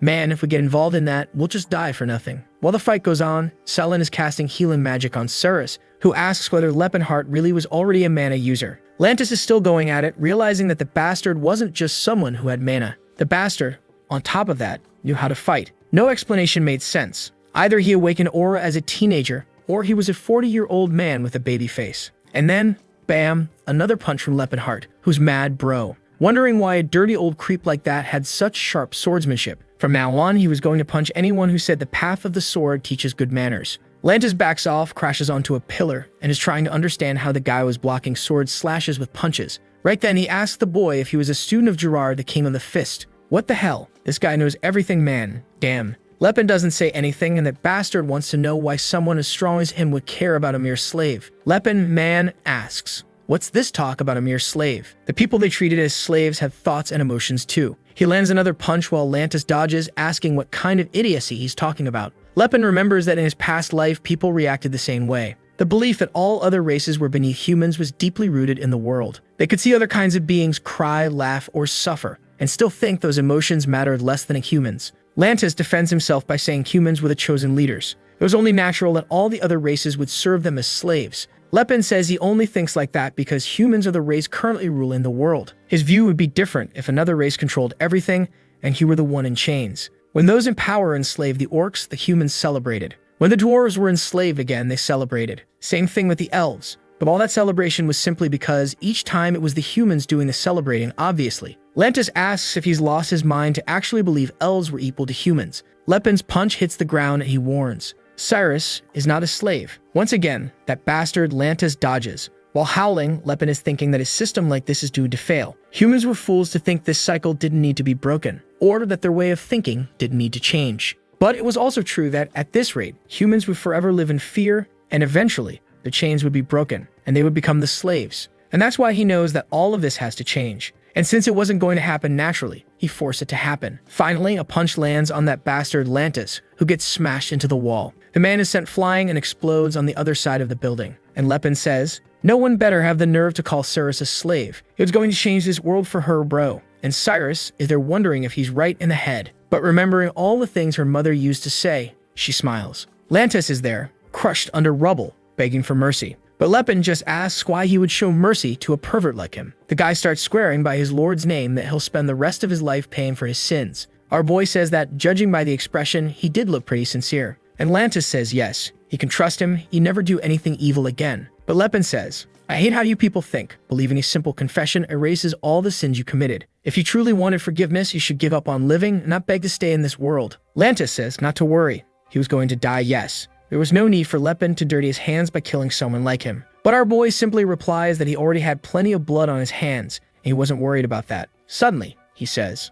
all right then, since you said that, I'll believe you. He clenches his fists and says, I believe you're seeking forgiveness, so it's time to pay. Boom, one more punch and that's it, man. He was crushed. Forgiveness was a word that a bastard like him had no right to use. Woo, man, for a second, I thought he was going to let the guy live. I was about to tear my hair out right here, man. Glad he killed him. Thank you. He then turns to the two and asks if they're hurt. Oh my god, I called Selen a girl again. I can't. Selen says he finished healing, so everything's fine. While Cyrus, now all healed up, asks if Lord Lepenhart is okay. He's all emotional that she finally, actually spoke to him for real. Then Selen says that the guys were fleeing and Lepen tells him to come closer. If they took one more step forward, the result wouldn't be anything pleasant. At that, the guy turns around wanting to know how he can help. And of course, Lepen wants to know who sent him. The guy hesitates for a second, and Lepen is already drawing his weapon, saying it'd be best for him to speak up before he has to show him what mercy looks like. The guy wants to know, right, why someone talks about mercy while drawing a weapon. Next scene, everyone's got blisters on top of blisters, and Lepen tells them to speak already. Then they reveal it was Tarek from the Rolfan merchant group. He lived in a mansion down in the southern region of Jeplin. Just follow Triangle Street and you'll find his house.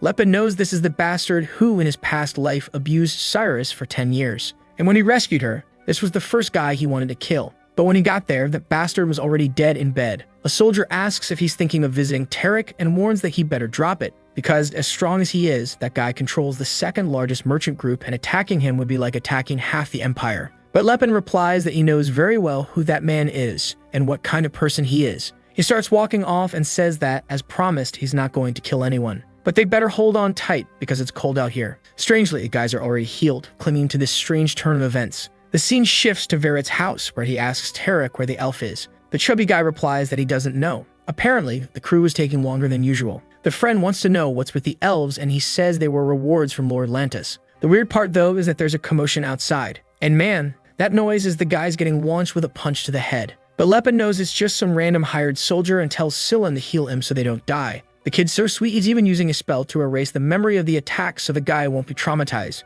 Not to mention, at the same time he's erasing the memory so no one knows he passed through there. Lepin says it's good to have him around. If he were alone, he'd have invaded, cut that guy's throat, and no one would have known a thing. Suddenly, the orc appears saying that Talcata will stop the human intruder. Then our boy, who speaks all languages, tells him that he who carries the blood of warriors should know. The man he's protecting isn't worthy of that protection. So why draw his sword for someone like that? Talcata replies that he is a warrior, and a warrior carries his sword when he has a job. How would he keep his honor if he went against his task? Lepin asks if his task is to live as a slave. That man wasn't his mentor. Talcata says it doesn't matter. A warrior answers the tasks he's given, even if they were forced on him. Our boy smiles. Orcs really never change. While Scylla is impressed that he speaks orc language, Cyrus is surprised too, but says that this time she's the one who'll handle it. He questions it, and she says there's no need to worry. Her weapon this time is different. Talcata says he feels like the weak elf has now become a strong one. Then our boy tells Scylla to keep an eye out, right? If anything were to happen, it'd be good to use a little power.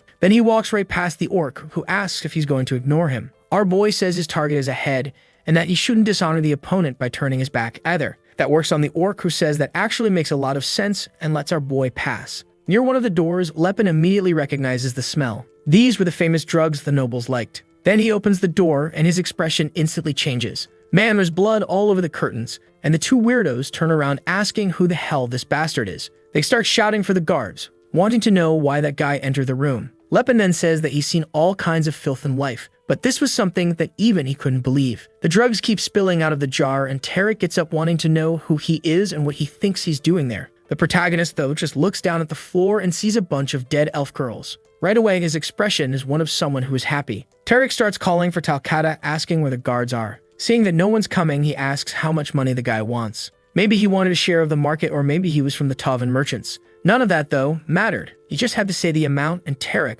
would double it. Lepin then says that clearly, he's been living like this his whole life. He may have missed the chance in the last life, but this time was going to be different. First punch to the stomach, and he's already vomiting everything he ate. The fat guy's wondering what he did to deserve something like this. Lepin grabs him by the hair and says he's the bastard who tormented Cyrus. Man, I think he shoved his hand inside him and ripped him from the inside out. The blood splashed all over the other fool, Verit, who's standing there yelling that he's crazy. He had killed the man with his bare hands. Lepin says that for people like them, who don't see slaves as human, that should even seem unfair. And the idiot is still trembling, saying, "You killed a man, you're a murderer. What are you?" He still has the nerve to say he lived an honest life, and not an ounce of shame for all he's done. At the door, Cyrus and Scylla are just watching. They see the body on the floor, and Cyrus says that was brutal. Lepin then says that the other guy deserves an even worse death. Stylen steps in, saying he agrees. Then the little elf girl comments that he seemed pretty calm about it. Our femboy replies that he's been an adventurer for a while, so he's used to it. Then he smiles and says that Cyrus managed to beat Talcata. The poor guy said she was so strong he didn't even have a chance. Lepin uses his perception and realizes that the orc who seemed half dead there could still be saved. At that moment, Verit yells out, saying he remembered the damned girl. She was the slave he had returned. Cyrus, however, wants to know if it was him who killed that girl on the floor. He says that doesn't matter, and she starts drawing her sword, warning that his life wasn't worth that girl's, but that was the minimum to be paid. Vera replies that it made no sense to be killed over a simple slave. But man, he already got cut, apparently. No time for much talking, stabbed again. As she spins the sword, Lepin is just watching. The girl's rage wasn't small. Sometime later, under the moonlight, in the middle of the forest, all the slaves had gathered around a campfire. Talcata says there were 17 elf women and 9 orcs. These were all the slaves who survived in the mansion. Cyrus thanks him. He says there's no need. His sword had been broken, and now her master was his master too. Stylen comments that in terms of gender, yeah, it's a bit unbalanced. And the reason is obvious. There was no such thing as a male elf slave. The pointy-eared folks are all snuggled up, chatting in elven tongue, which no one understands,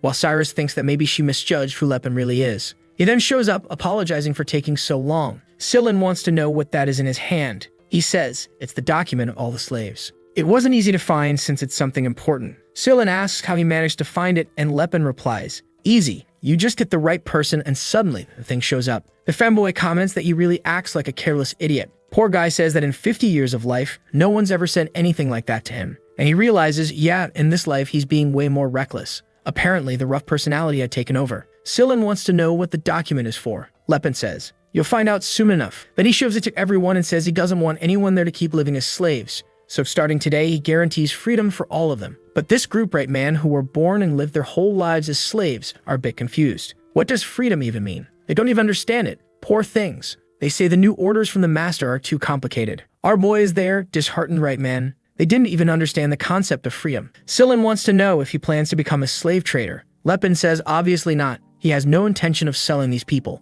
Sillin asks him not to give up being an adventurer, to not just live a life sitting still. But our boy says that now they carry the Rolfing seals, so they no longer belong to Tarek. That was kind of just a way to ensure these people had a safe place to live. He knew the sad part was that they didn't have a home or place to return to, and that's why they had no desire at all to be free. Just throwing them out into the world would be the worst thing, and that's why he was going to first start changing how they think. The scene then shifts to Sebul's trading post, who's there asking why all of Tarek's slaves are now with him. Our boy says he'll find out soon. But for now, what he wants is for Sebul to take them, hide them, and keep them safe. He was going to receive some interesting news tomorrow, and then Sebul would know the truth. But he better hide them well, because otherwise he'd be the main suspect. Sebul is too scared to ask what happened. Then Lepin tosses in 100 coins and says that's to cover the costs for these people. The guy thinks our boy just robbed the mansion. Imagine when he finds out the truth. So he says he has a place outside the city of Jeplin, where his other slaves live and no one would suspect a thing. But Lepin says he only wants that place if it means no one will be mistreated. Sebult says not to worry,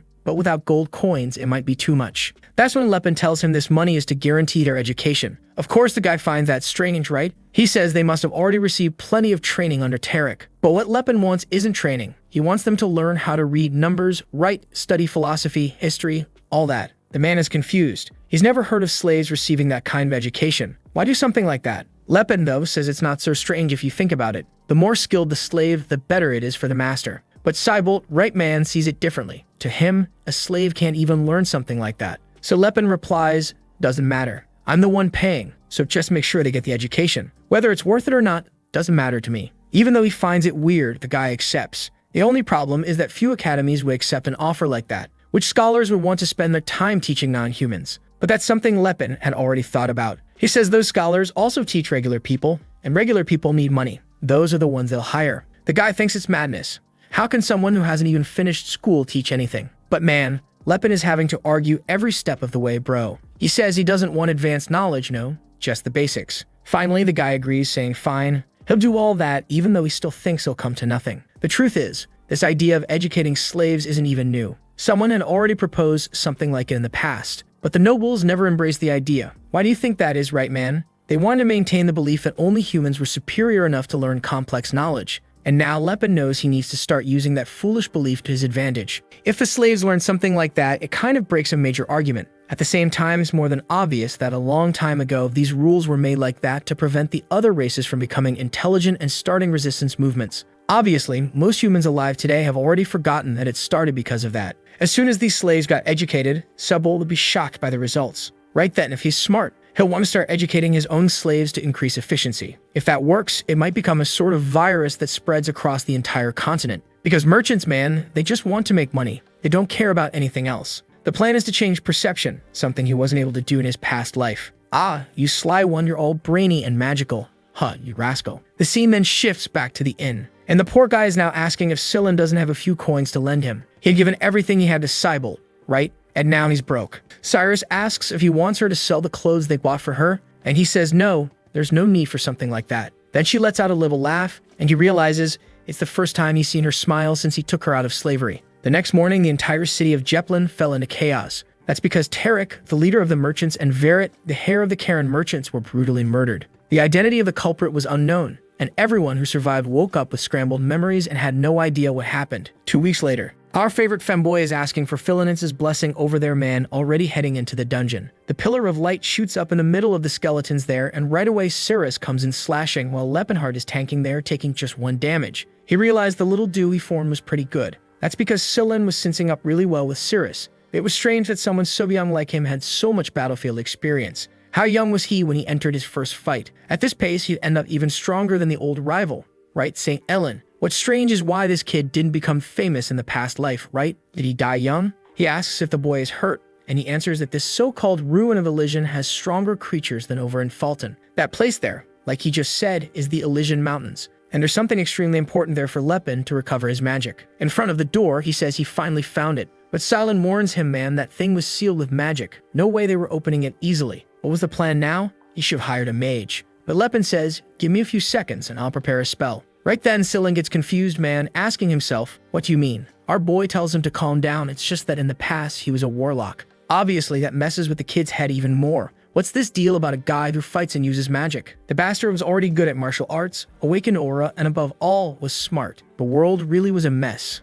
Meanwhile, he's a poor priest who can't gain an ounce of muscle. But Silent wants to know, right, what's he doing just standing there? Our boy explains he knows how to use magic, but he has to gather enough time, the amount of mana. It takes a little while. So he starts speaking in a strange language and calls upon the names of the elders. By the power of the seal, he asks for the door to open. Man, the thing actually works right. It's like he was a 10-circle mage in his past life. Silent immediately says he has to drop that warlock title, man. He took 13 minutes to open a door. Lepin, gritting his teeth, says the important thing is that it opened, man. And he went all the way there for an item called the Voice of Elysian. He was the first mage to reach 10 circles because of something like that and would go crazy if he couldn't get it. But man, his expression changes when he sees the room is empty. In the middle of it all, there was just a staff lying there. On the way back, he's all worn out, asking himself how this happened. It made no sense at all. Silent says it's obvious, right, man? Someone explored it before them. After all, right, the ruin doesn't belong to anyone. But Lepin knows.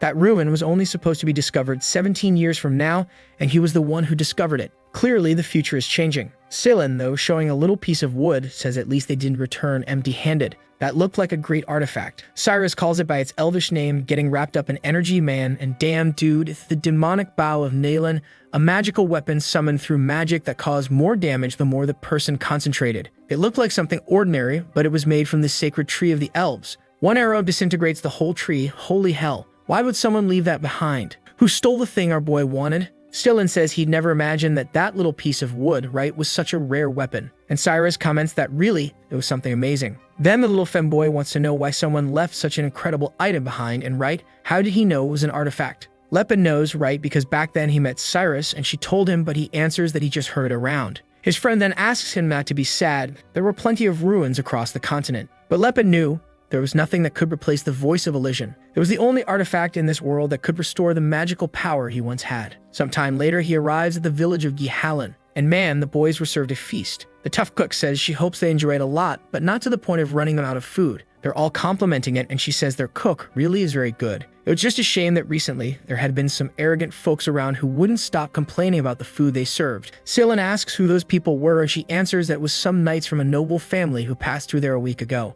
They said something about exploring some ruins nearby. Right away, Lepin is already handing over a coin and telling her to tell him more about it. She says Viscount Kelburn came with an expedition team. The strange thing was that everyone on the team seemed much stronger than him. In fact, there was a knight clad in gold from head to toe. You could tell he was strong just from how brightly the sword shone and how the armor reflected. But at least he was a really respectful guy. Lepin knows very well who the famous knight with the shiny outfit is, dude. Then the scene shifts to a castle, where someone thanks this captain Eustace for his work. He replies that it was all thanks to Viscount Kelburn. But the Viscount says, come on, my boy, it's thanks to your reputation and everything the Knights of the Golden Kingdom are doing in this region. It was an honor to witness your skills up close. Eustace says it was nothing much and then announces that, as promised, a third of the artifacts will go to him. And obviously now our protagonist must already be heading in the direction of these guys. Back in the meeting after they said, right, that he'd have to keep a piece of the relics, the old man said that was fine. For him, it was a privilege to fight alongside a knight, so he didn't mind. The bastard's saying that because he already has enough money, and having a connection with a guy like that was more important. Look at this artist. Dude, he made a split painting to represent how separated they are.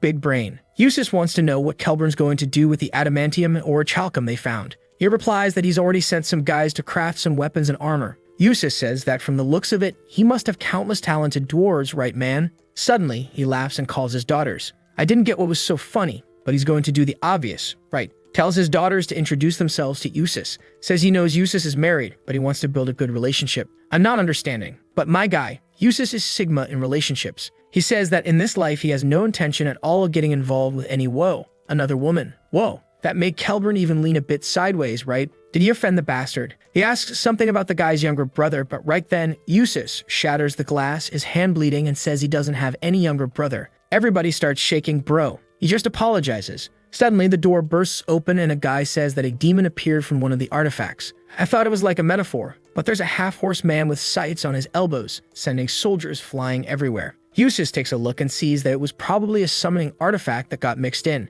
It was just weird that no one noticed something like that. Then his expression changes and he clenches his teeth, wanting to know what that idiot thinks he's doing. Someone starts approaching the fight, carrying a base shield with a sword on his back. Man, this kid's got a guts from Berserk vibe. Doug, y'all feel that too? Just me? Alright. The mages are getting some attack orbs ready over there, calling for the great Eustace, and the others are throwing some ice attacks. Man, it's chaos everywhere. Soldiers on the walls, bro. This devil won't give up. Then the brother raises his sword and says that now that the foot is immobilized, they just have to wait for the captain. But then another guy looks back, desperate, and asks what the hell Russ thinks he's doing. Apparently, Russ is our deep web guts man, still charging and saying he's going to take down the creature. He jumped in all on sheer willpower, but I've got a feeling he's going to starve. The slash looked dead on. Blood even spurted, but the boy, a right man, he got smashed and thrown to the other side of the gate. He gets up kind of crook when suddenly a barrage of fire flies in and hits the creature in the chest. Someone tells Mr. Lot to leave the idiot there and maintain the perimeter. Russ calls out to Eustace, who turns and tells him to stop calling him by name. They weren't brothers, since he was born from someone with a dirty body. Did Russ's father get with another species, or was it just some girl from honest work? Eustace, looking at the creature, says it's Stephian, a monster only those who use aura can defeat. He tosses the sword to the side, does a few moves, puts it in front of his face, and calls for Eldred to awaken. Ah, so you're a Power Ranger, huh, sneaky one? Look at the little armor showing up on the boy, dude. Now it's clear why Leppenhart recognized him just by the armor and golden sword. And apparently we're not even going to see the fight. We're already back with our boy and the little femboy, who's telling our guy that Eustace is one of the strongest magic swordsmen on the whole continent. Some even say he's as strong as aura users. Ah, so he's not one? I thought the guy was the badass man, he's out here starving. Leppen, however, doesn't care about that. He just said that Cyrus looks beautiful in that little pajama set. Then Silent comments, right, that even though the guy uses magic sword stuff, will he really handle someone who uses aura? Leppen says it's hard to say. The Eldred armor was the most powerful weapon that existed in that era. The problem is, it wasn't easy to wield the power it gave. That item was made from the true gold of Eldril, a material infinitely more resistant than mithril. Both the armor and the sword were considered masterpieces of the Silver Age. Wearing that item lets you create countless spells with a simple command. But the combat ability still depended on who's using it. Then Eustace says he'll become one with the feather that rides the wind. The creature starts approaching, but he goes in with a vertical slash, calls for Eldred to awaken again, aims for its head, boom, an 8-circle explosion. Back in bed, our boy says that the Tens family has been doing tons of research into Eldred's power. After all, they know that just having a powerful tool doesn't make anyone invincible. Selin comments that he seems to respect the magic swordsman a lot, right? Normally, people who rely on aura aren't like that. Leppen explains it's just because the way House 10's master armor use was above most swordsmanship. Back with Eustace, he's there mid-fight prepping an attack. For the love of God, every knight's gotta read like 15 magic bubbles. I'm just gonna say he threw out an attack, alright. While he's killing the beast, Leppen's explaining. Not everyone who trains in swordsmanship can awaken aura. However, the golden armor always stays with the most important person of that generation in that house, so right, a knight like this always exists. That's why this guy's house is so powerful. They're guaranteed to have a knight in every generation who's as strong as an aura user. He comes in for another attack now, this time calling for the blessing of the goddess of ice, and finally seems to open a crater in the beast's chest, and everybody celebrates. While he's there in his swag after killing the monster, Leppen's in bed wondering if he could beat that guy. Silin asks if our boy's planning to fight the Tens family. Leppen says no, but he has to recover the artifacts. Silin, Danhem is way too honest. He says he helped our boy before, right, because it was kind of the right thing to do, freeing those slaves who were suffering. On the other hand, House Tens had honestly explored the ruin and took the artifacts, so right, there was nothing wrong with what they did. If you were to take them now, it would be the same as stealing. Leppen realizes he'll have to convince the damn kids somehow, and so he says he's going to reveal the truth, that they're companions. Apparently, he mentioned right about having Master Gerard and said that he needs to retrieve the artifacts the Master hid in the dungeons, and one of them was that one. Poor Silin's over there thinking, right, that it makes sense, right? Our boy argues that of course it does, otherwise how would he know the paths and everything else? He feels bad for having to lie to Silin, man, but he just can't help it, dude, he needs those artifacts. The kid, though even being deceived, says he finds it strange. No matter how valuable those items were, Leppen didn't seem like the kind of person who wants to steal from others, which makes him realize that he really must need whatever it is. That damn femboy can't be fooled, right man? Leppen just says he really needs it. Back with Usus, a brown officer is showing up there praising him, saying it was incredible, wasn't it? Sephian didn't stand a chance against the Golden Knight, but Usus just tells them to clean everything up and stop bothering him. Then he glances at Russ and Man, I'm already feeling sorry, and says that someone who can only do a vertical slash is useless. He should stop going around saying he belongs to the House of the Sword of Tens. That thing about only doing vertical slashes, doesn't that come from a story or something? Like the Lazy Noble, don't know if you've seen that one where he, right, only does that, just vertical slashes. And he's a beast, huh, dude? Russ is there saying that he still belongs to the house and to the sword he carries too. Next day, there he is again doing his downward slashes. At least the guy's determined, right, dude? The guys show up in the morning wanting to know why he did that stupidity in the middle of the fight yesterday. He goes back to training and answers that he was trying to kill the demon, obviously. The guys say he's an idiot. Why do you think anyone was asking for his help? All he had to do was wait for the captain. Russ turns around and says, I am also from House Tens, and if you have a problem with that, just challenge me to a duel, I'll accept. I thought the guys would actually challenge him to a duel, but they just said he was a bastard and walked off. The story says Russ, he's strong, but he only learned one single skill, the downward slash, right man, and the breathing technique. Wait, so that's two already now? Any sword master who saw his downward slash would say it was a magnificent skill, but besides that, right, he had absolutely nothing else. House Tens may have forgotten the true way of the sword, but as a noble house of knights, even their guards were very skilled. But for some reason, dude, Russ's father was there saying he couldn't teach him anything. That's because all the vassals, everyone in the house, was against teaching techniques to an illegitimate child. The father says that was the fragment of the path of the sword. Those were the movements that would lead someone to the path of aura. Maybe one day he could awaken that power they lost long ago. Got it. So even with everyone against it, the father gave him the tip about the downward slash. And Russ, since then, dude, has been on that grind. The boys focused, dude. The problem is that House Tens, which once was considered the one with the most powerful swordsman, now right, had this kid there who didn't do anything. Everyone considered him pathetic and said he only made the house's reputation even worse. At the window, Usus watches and says that this pathetic excuse of an attack wasn't going to take him to the highest level of swordsmanship. That's because all the other fragments of the path of the sword had already been lost. Unfortunately, his brother was an idiot, but still, that child. So you think you're Itachi now, huh? Sitting by the window playing the edgy villain, and when the boy gets close you pretend you don't like him. But you do like the kid, don't you, you sly dog? Russ is over there exhausted, focused, and yelling. And Usus from afar says he's a genius. Now I don't know if he likes the boy, if he doesn't like him, if he thinks he's a genius, or if he thinks he sucks. I'm confused. What did you know is that there's a Leopardheart out there in his cloak dude moving through the forest saying it's better to try and sneak in this time. What's making him angry is that damn Viscount has a gigantic castle. No wonder. That's the home of the guy who controls all the mines in the region. The poor soldiers were there like, ship's over, time to rest. And then bam, got smacked in the back of the neck by Leopardheart and went night-night. While the two of them are walking down the hallway, talking about the knights about the guy with the armor. What they don't notice is that there's a Leopard up in the ceiling dude, asking himself why he's suddenly living like a gecko. But he moves along going from pillar to pillar and realizes that the life of a thief isn't that bad after all. Maybe he was born talented for this. Already seeing the guys in front of the door, he knows the ones with the slightly better armor belong to House Tens.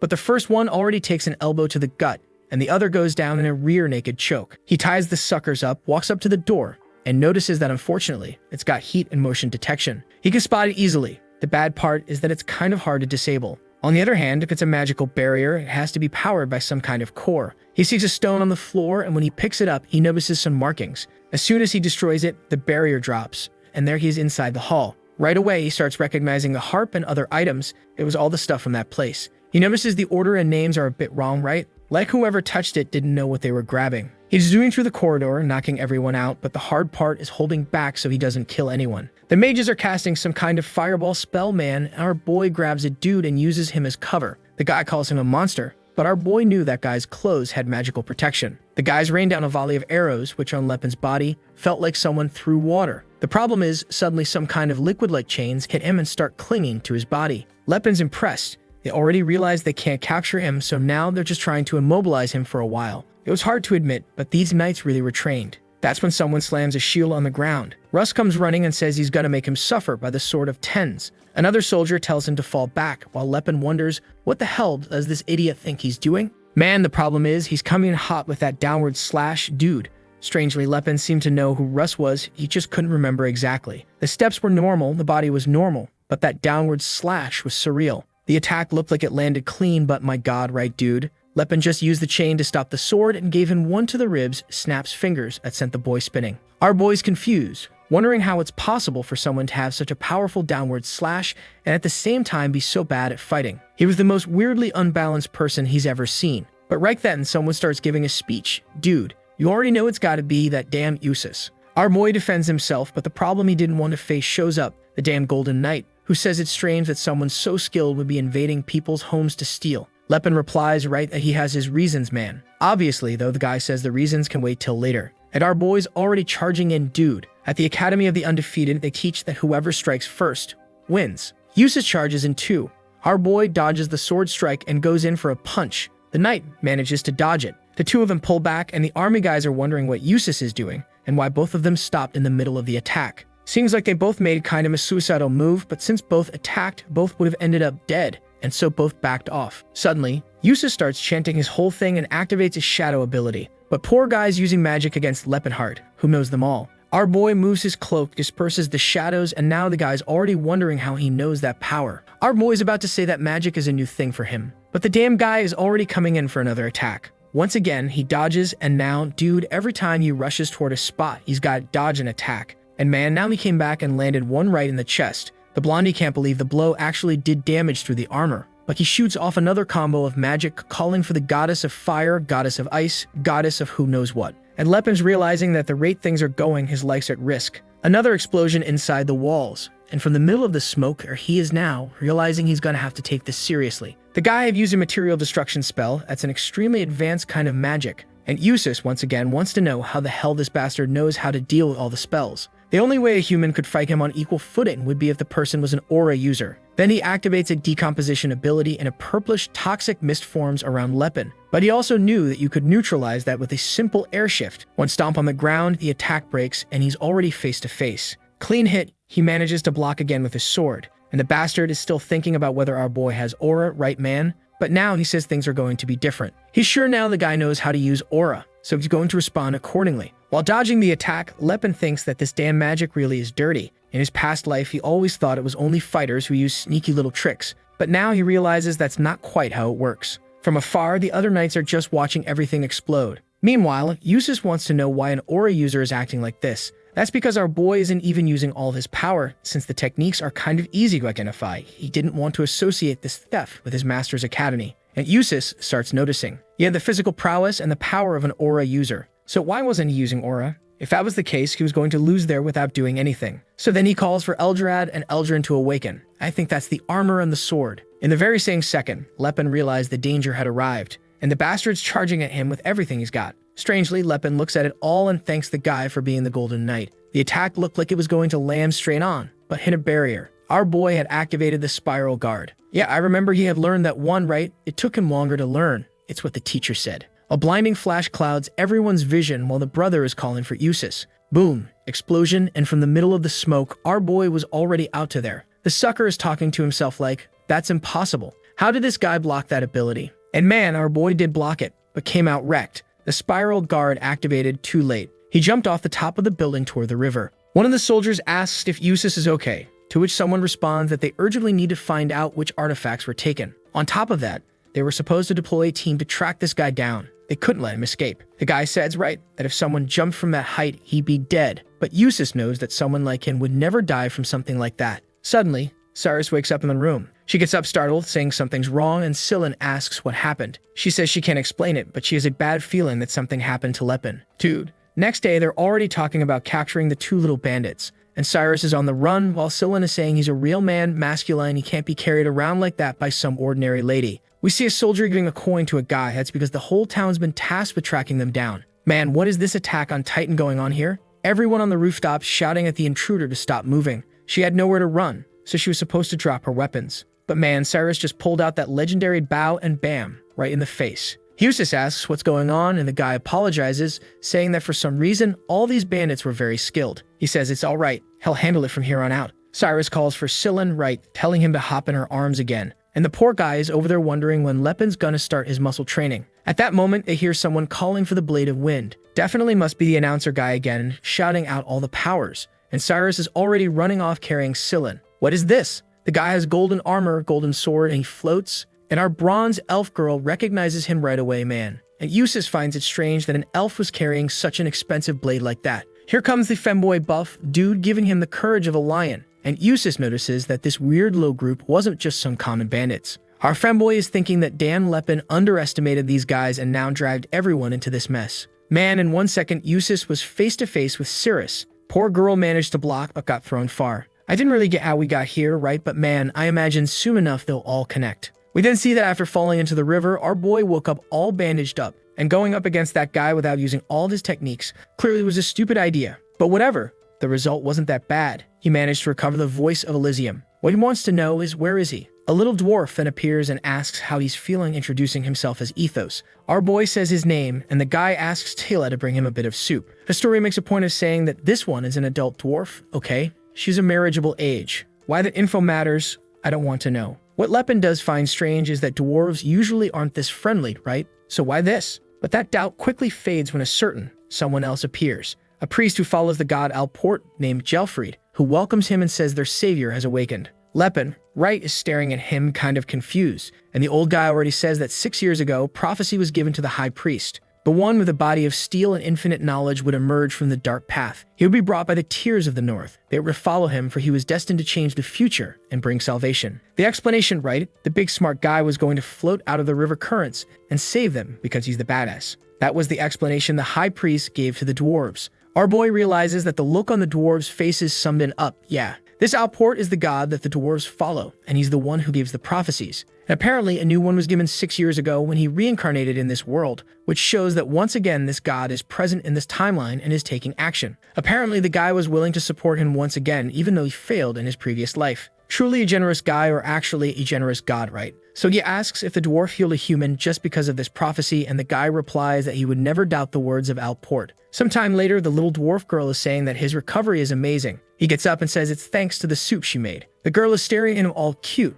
wanting to know if she should call Gelfried again. I'm thinking this dwarf girl might have some interest in other races. He starts walking off to find the guy, and she's clinging to his arm. Unlike the orcs, the dwarves manage to keep their culture even as slaves. That's because, right, their roles are different from other races. Among the enslaved, they're the only ones who get specialized work that humans can't do. The knight tells him to say how to find gold mines, and the dwarf says it's easy. You just listen to the voice of the earth. Simple as that. Because of these non-transferable skills, they kind of kept a certain status and managed to keep functioning as a society. The little dwarf girls, though, are feeling a bit unsure. One commenting that they said he's the savior, and the other saying, but he's human. That doesn't make sense. Lepin asks how many are there, and the clingy one says about 60. Then she comments that it's strange. It seemed like there weren't any men in that place, and she says it's because the men are all in the mines and mountains. Lepin knows that actually that's kind of a tactic. Humans like to keep the dwarves separated, because if the men start a rebellion, right man? All they have to do is attack the women and children. Then we cut to the little dwarf guy welcoming him again,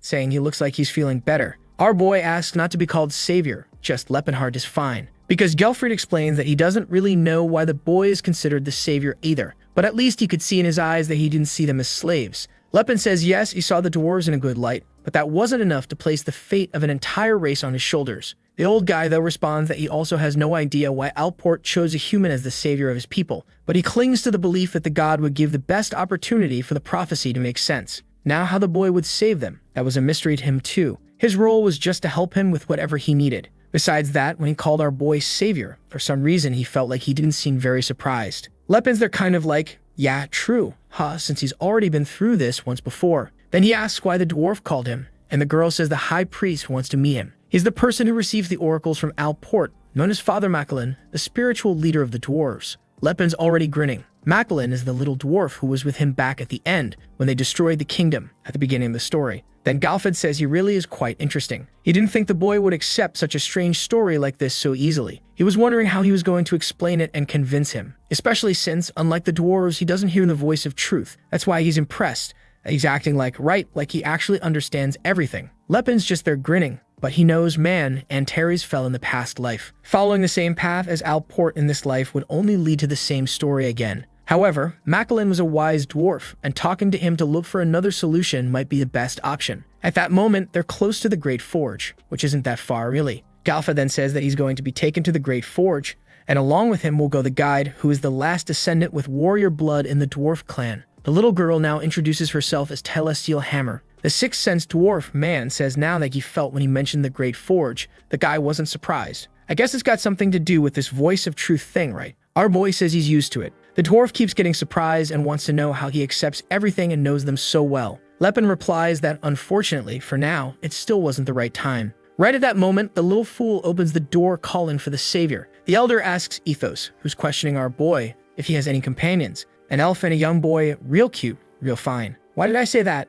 I was trying to make a joke, but I lost control. And he tells Lepin that both of them were taken to Viscount Kelburn's castle. The scene cuts to Eustace yelling, saying they have to find out what these bandits are trying to hide. They were to forget any chivalry and use the worst torture possible to make them talk. The guys at the door say he can count on them. Eustace is thinking that that strange elf had a magic sword that would only belong to a captain of the High Order. Not to mention the priest boy had the power of a bishop. He had to figure out who these two were fast. But apparently the soldiers aren't very good at torture. They're standing there asking like, how do you get info out of someone? The other goes, yeah, I don't know. Can't hit too hard or they'll die. But if you hit too soft, they won't talk. Then the door opens and one says it doesn't matter. In the end, they just have to get them to talk somehow. Varys says he got it, and Rento agrees, man, let's hit him on the head. Half an hour later, strangely, the guys are all red in the face. Apparently, they got stunned by Scyldlin's endless rambling. And it's not just any rambling, no. He's already revealed absolutely everything. He already told them that Lepin is from the Martial Academy of Master Gerard. Like he met him in town.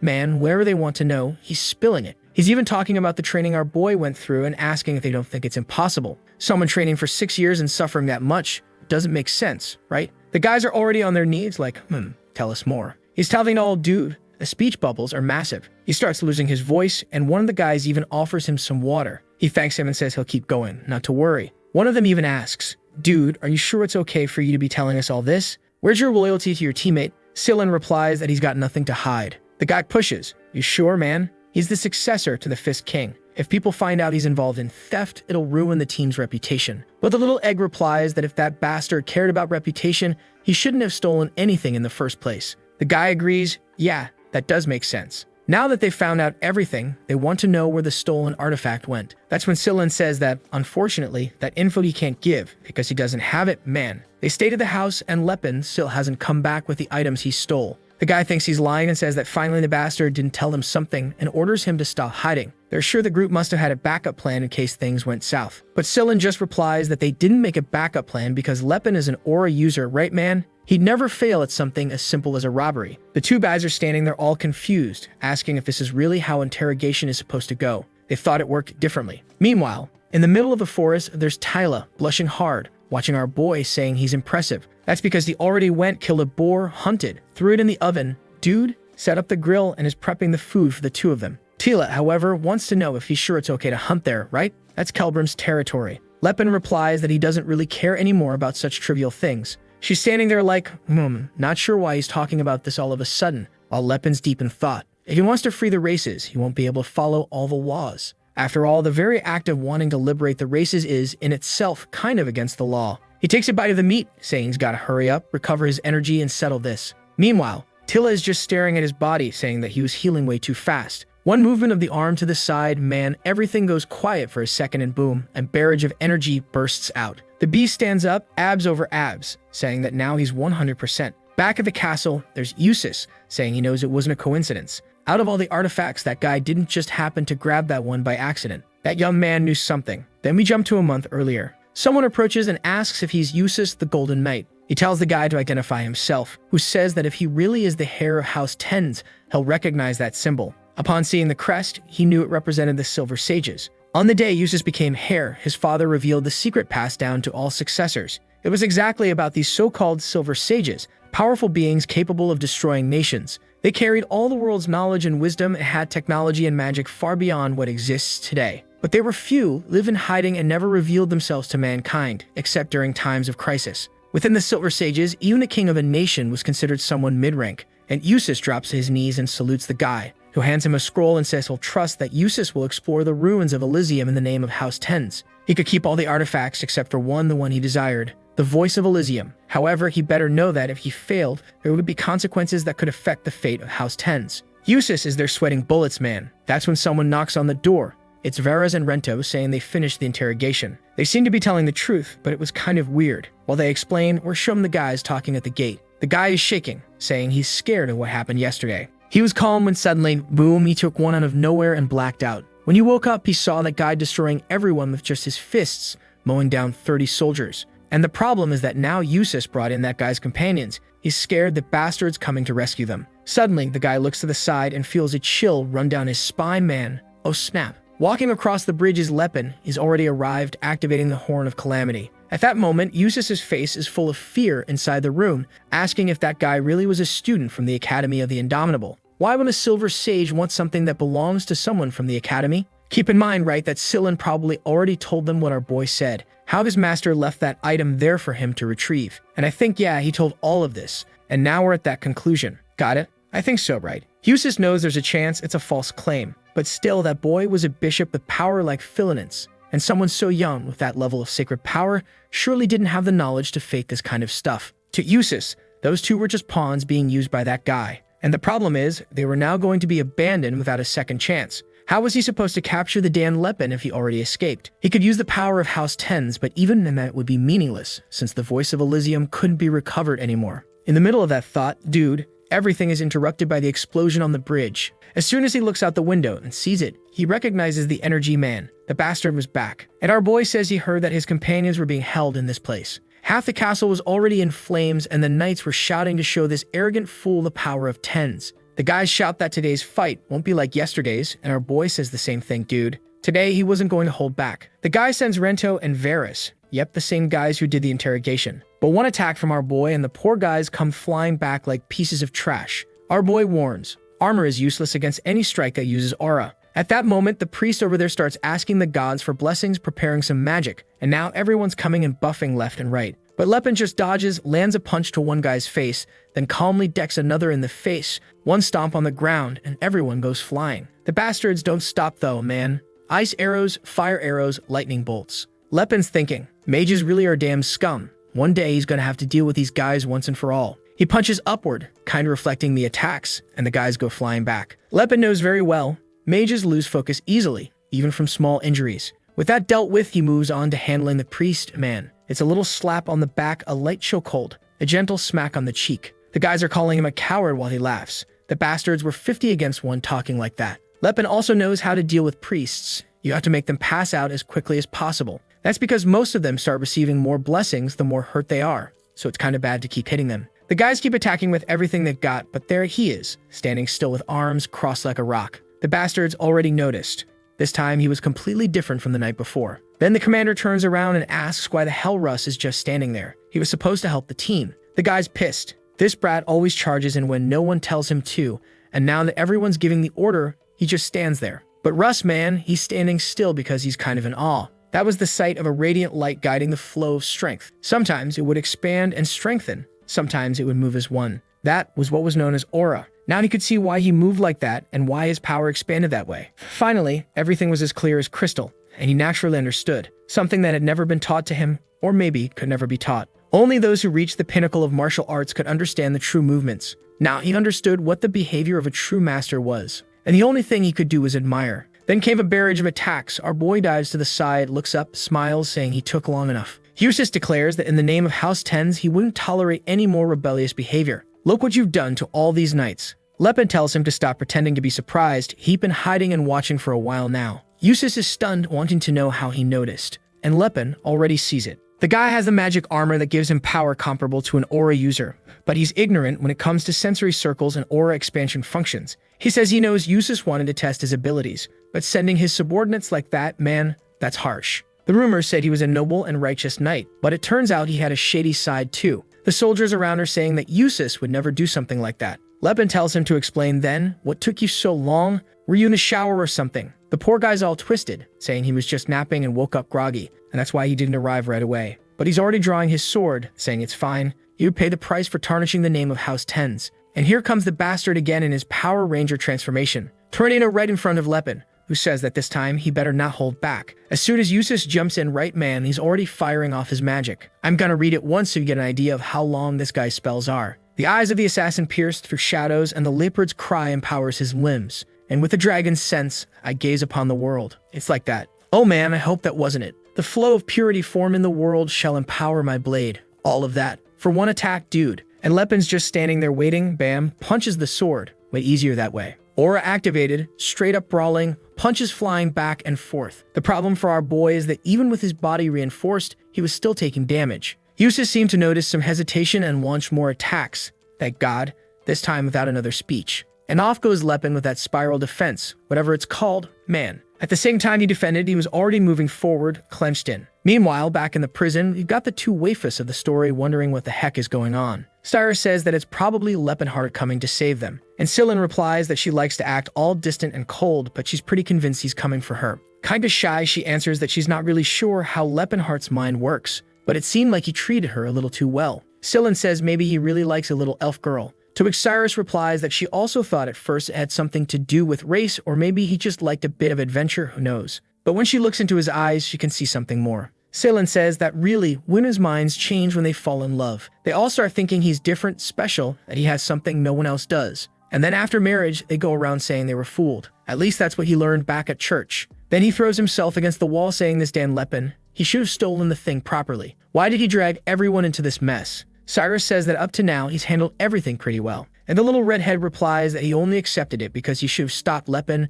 not let him go and do something this dumb. Besides, he knows that there are situations in life where you can't follow all the laws. Cyrus says he's actually quite a mature little guy, and the rascal replies that he's turning 20, so obviously he's only a little younger than Lepin. Shocked, she answers that she thought he was at least 20 years younger than Lepin, not 3. They're in the middle of that whole back and forth when suddenly, Tila opens the door and asks if that's Cyrus there. She steps in, introduces herself, and says she's there to help Lepinheart. Cyrus asks what's going on, is she a dwarf? And Tila just says they'll talk later, alright? First, let's get out of here. Scylla, however, comments that for a dwarf, the only thing different about her was the ears. Already heading up the stairs, Cyrus asks if that's really the only difference he could notice in a dwarf. Seems like he's a pretty innocent little guy. Right then, a soldier shows up on the side asking how the hell those bastards escaped. Man, in a second, Cyrus lands a thick-thighed knee right in the guy's face. While Tila comes rolling in, totally chill, blocks the human's attack, grabs his weapon, and throws him across the room. Scylla comments, damn, she's strong, huh? And she says it's normal. Dwarves are like that. Then she tosses something through the window and tells him to hurry up and go. The flare explodes in the sky, and our boy already knows that Tila pulled it off. At the same moment, Yusuf realizes everything up until now was just a trap. And our boy is there, aura activated, saying, of course it was. Why would I enter through the front and draw so much attention otherwise? But that just makes Yusuf lose it even more, because Lepin still wasn't using all of his strength. He comes at him with another sword strike, our boy dodges to the side, and now moves in to land one right in his face. The bastard still manages to defend and swears he won't be defeated like this. But now Lepin is advancing, without giving him any time to breathe. One more punch, it looks like it hits the ground just as the guy comes from behind. He launched an Edram attack, but our boy takes one step to the side, comes up from below and lands an uppercut right in the gut. But Lepin quickly noticed the sensation wasn't that of a normal body. The guy turned into a bunch of shadow, and several clones started popping up around him. But our boy, being a magic expert, knew that these illusions were simple to deal with. All he had to do was sense the presence of the real one. As skilled as Yusuf was, he really didn't know how to fight someone who had aura. All the clones throw their swords into the air and start reciting the same speech. But in 1 second, Lepin's already face to face with one of them asking, you the real one. The punch lands clean in Yusuf's stomach. He's shocked. How was he found? But to Lepin, man with aura and mage experience, that was easy. Still, the bastard doesn't give up. He prepares another attack, saying he doesn't know how, but the House of Tens will not fall. Fires off another one of those speeches while our boy just activates Spiral Guard. Another speech, Spiral Guard. Another speech, and you already know, right, dude? It's Spiral Guard, Spiral Guard, Spiral Guard. My god, when is this going to end? Yusuf wants to know what the hell that ability of his is that reflects everything. Lepin says other aura users can't use this ability. Not because it's hard, but because it's extremely risky. Every aura user can expand their barrier in a uniform way around themselves for protection. The difference with the Spiral Guard is you spin your own aura together with your body. Normally, it rips a person's body to shreds, but his, right man, trained like steel, stays completely intact. The only problem is that it burns through a massive amount of aura. The upside, it blocks anything. Yusuf wants to know who's backing him. Lepin steps aside and says, that'd be my assistant, over there. Obviously, that just pisses off the poor guy even more, and he instantly calls for Eldred to awaken once again. Man, now the guy comes in with the final boss move, the Light of Eldril. Even Lepin tightens up. He knew that wasn't a move to joke around with. To counter that, you'd have to use his strongest ability too. Oh snap, he called in the Horn of Destruction. This time, he was going to counter it with an actual strike. And bam, here comes the punch of the 4 layers of the Horn of Calamity. The entire castle shakes. The fist that hit the sword shattered the armor. Yusuf can't believe a skill like that exists, man, but he's still trying to resist. He realizes that the attack created a kind of explosion pattern, like a rock falling into a lake and sending out ripples. But instead of letting them fade, he gathered them into a single point. Even so, he was refusing to lose like that. Hoof man. But the fist went straight through in the entire place. The mountain of muscles' clothes were already all ripped, and now the sucker went flying. Normally we say someone exploded into the wall, but this time it was literal dude. And the bastard's just standing there like a total chad. Meanwhile, the rest of the army is trembling, wondering how the captain lost like that. The most powerful sword of House 10s had fallen. Walking toward the sword, Lepin comments that magical items do self-repair, though it'll probably take at least half a year. As soon as he picks it up from the ground, the guys yell that they knew he was a bandit. But he just hands it back to one of them, saying he had no choice but to destroy everything. That's when the soldier realizes he wasn't there out of greed. Lepin was thinking about taking that sword to Cirrus, but he knows there's another sword, the one she used in the past life, and it's way better. He waves goodbye to everyone, until someone points a blade at him and tells him to stay put. It was that bastard Russ saying it wasn't over until the entire house had fallen. His buddies are asking, like, what do you think you're doing? That guy just beat your brother. The soldier's already thinking of kicking the bastard out, but Russ just walks forward. Lepin, watching, knows as the same guy with the downward slash. At least he didn't seem like much to worry about. Until suddenly the guy's blade gets completely surrounded by blue energy, and Lepin barely dodges. Worse still, the slash actually affected his body. The only explanation for that was that it was an aura blade. The guys asked Russ what the hell he did, and he says he simply reclaimed the Sword of Tens. At that moment, Lepin recognizes the color of that mana, a blue like the sky itself, and remembers the swordsman Cyrus, who came to defeat him, saying he would bring an end to that dark empire. When he says that name out loud, Russ asks how he knows it. Because yeah, his real name is Cyrus and Russ is the nickname. That name, Cyrus Montens, was given when he first began becoming a knight. But since nobody wanted to recognize him as a real soldier, they gave him that nickname, Russ. Lepin wonders how he didn't recognize this bastard sooner, since he knew he was from House 10s. Even though right now House 10s is known for the Golden Swordsman, 30 years from now it would be a different story, because they would have produced the legendary Stellar Swordsman. That would erase the old belief that House 10s relied only on magical weapons for their honor. Strangely, the rest of the group is all shy, wanting to know how he knows Russ's real name, and what's this business about calling him Stellar Swordsman. He's not that amazing, they say. The guy is totally red in the face, but the girl tells him to calm down. He must have been mistaken for someone else, don't worry. Obviously, none of that makes any sense, and Russ knows it. Meanwhile, Lepin realizes this guy is very different from the one he met in the future. Truth is, age changes people, but the recklessness was still the same. The bastard charges again. This time, Lepin has to activate Spiral Guard, jumps into action, defends, and bam, punches him in the gut. But the bastard lands on his feet and reactivates his aura again. Lepin says that being able to use aura like that to defend, right after awakening, is impressive. The fight begins again, and now Lepin's the one being pressured, forced to dodge. And the worst part is it was hard to read his pattern. That's because, in theory, every martial art has a foundation, a system built over years and years by martial artists. Even the technique Lepin learned from Gerard, right? It has its own manuscripts. Russ, though, was a wild beast, a classic swing and pray technique. What Lepin found strange is that even when someone fights like that, they usually leave openings, but that wasn't the case here. His attacks moved cleanly, but still didn't break any known logic. A genius like this shows up maybe once a century, and it's no wonder he was called the Stellar Swordsman. And it was with that talent man that Lepin suddenly remembered. Cyrus saying that Filthy Orc didn't stand a chance against his sword. That was the bastard who killed Tacid, one of Lepin's subordinates, and his friend. At that moment, Lepin loses it, says this guy is Tacid's enemy, and lands a clean hit on the sword, which instantly cancels Russ's aura. Man, looks like Lepin's about to take this seriously. But Russ still wants to charge in the same way. Right then, he prepares the move he's practiced millions of times. Lepin knew this was a guy who would become a sworn enemy. He had to kill him now and prevent that cursed future. Man, boom, hits him in the gut saying, "Glad I got to meet you this early." And bam, my dude, explosion sends the boy flying far. Swagged out right there in the flames. But then the expression changes. Russ rises once more and says that he is from the House of Tens, and they would never fall. Lepin can't believe it. That punch was really meant to kill him. Unlike his fight with Eustace, this one man had zero intention of the other guy surviving. But even so, not only did he not die, he didn't even fall. He might as well be a corpse standing, but he was still standing. Lepin now asks himself, should I kill him or not? Logically, he wants to kill him. But there's something inside telling him he shouldn't. And it's not because Russ hasn't done anything wrong yet. He knows that even at this very moment with the strength Russ has, there's already a chance he could kill someone Lepin values. Getting rid of an enemy at a time like this would be perfect. But he also knows that Tacid, who had the soul of a warrior, wouldn't want something like that. He'd be furious to know that the one who defeated him had been killed and he didn't even get the chance to take revenge. So he says out loud that Tacid really would be mad. He turns around and says he's going to give him the chance to be spared,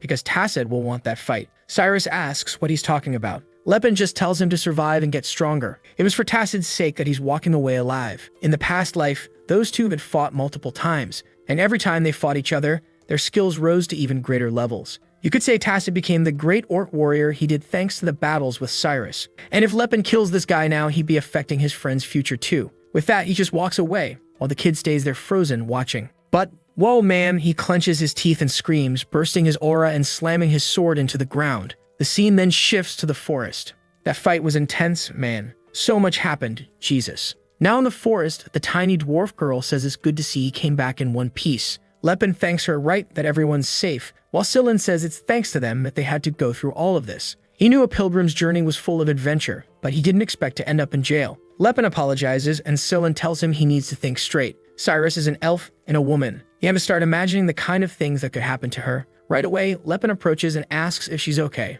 if those bastards didn't do anything. She tells him not to worry, that it was a surprise, but the knights were all well behaved. So now he's there thinking that he better start being more careful from here on out. Everyone now wants to know, right? What was it that he wanted so badly? He shows them the cube, and Scylla says that thing doesn't look like something from martial arts. Lepin apparently fakes it and says he doesn't know what it is either. The master just told him to grab it. But whatever, it's time to get out of this place. Back at the castle, now everyone's got to start rebuilding after the destruction, right man? One guy carrying a beam asks his buddy if it's true. He says yeah, he saw it with his own eyes. Finally, an aura user appeared in tens. Whoa man, the news reached Usus.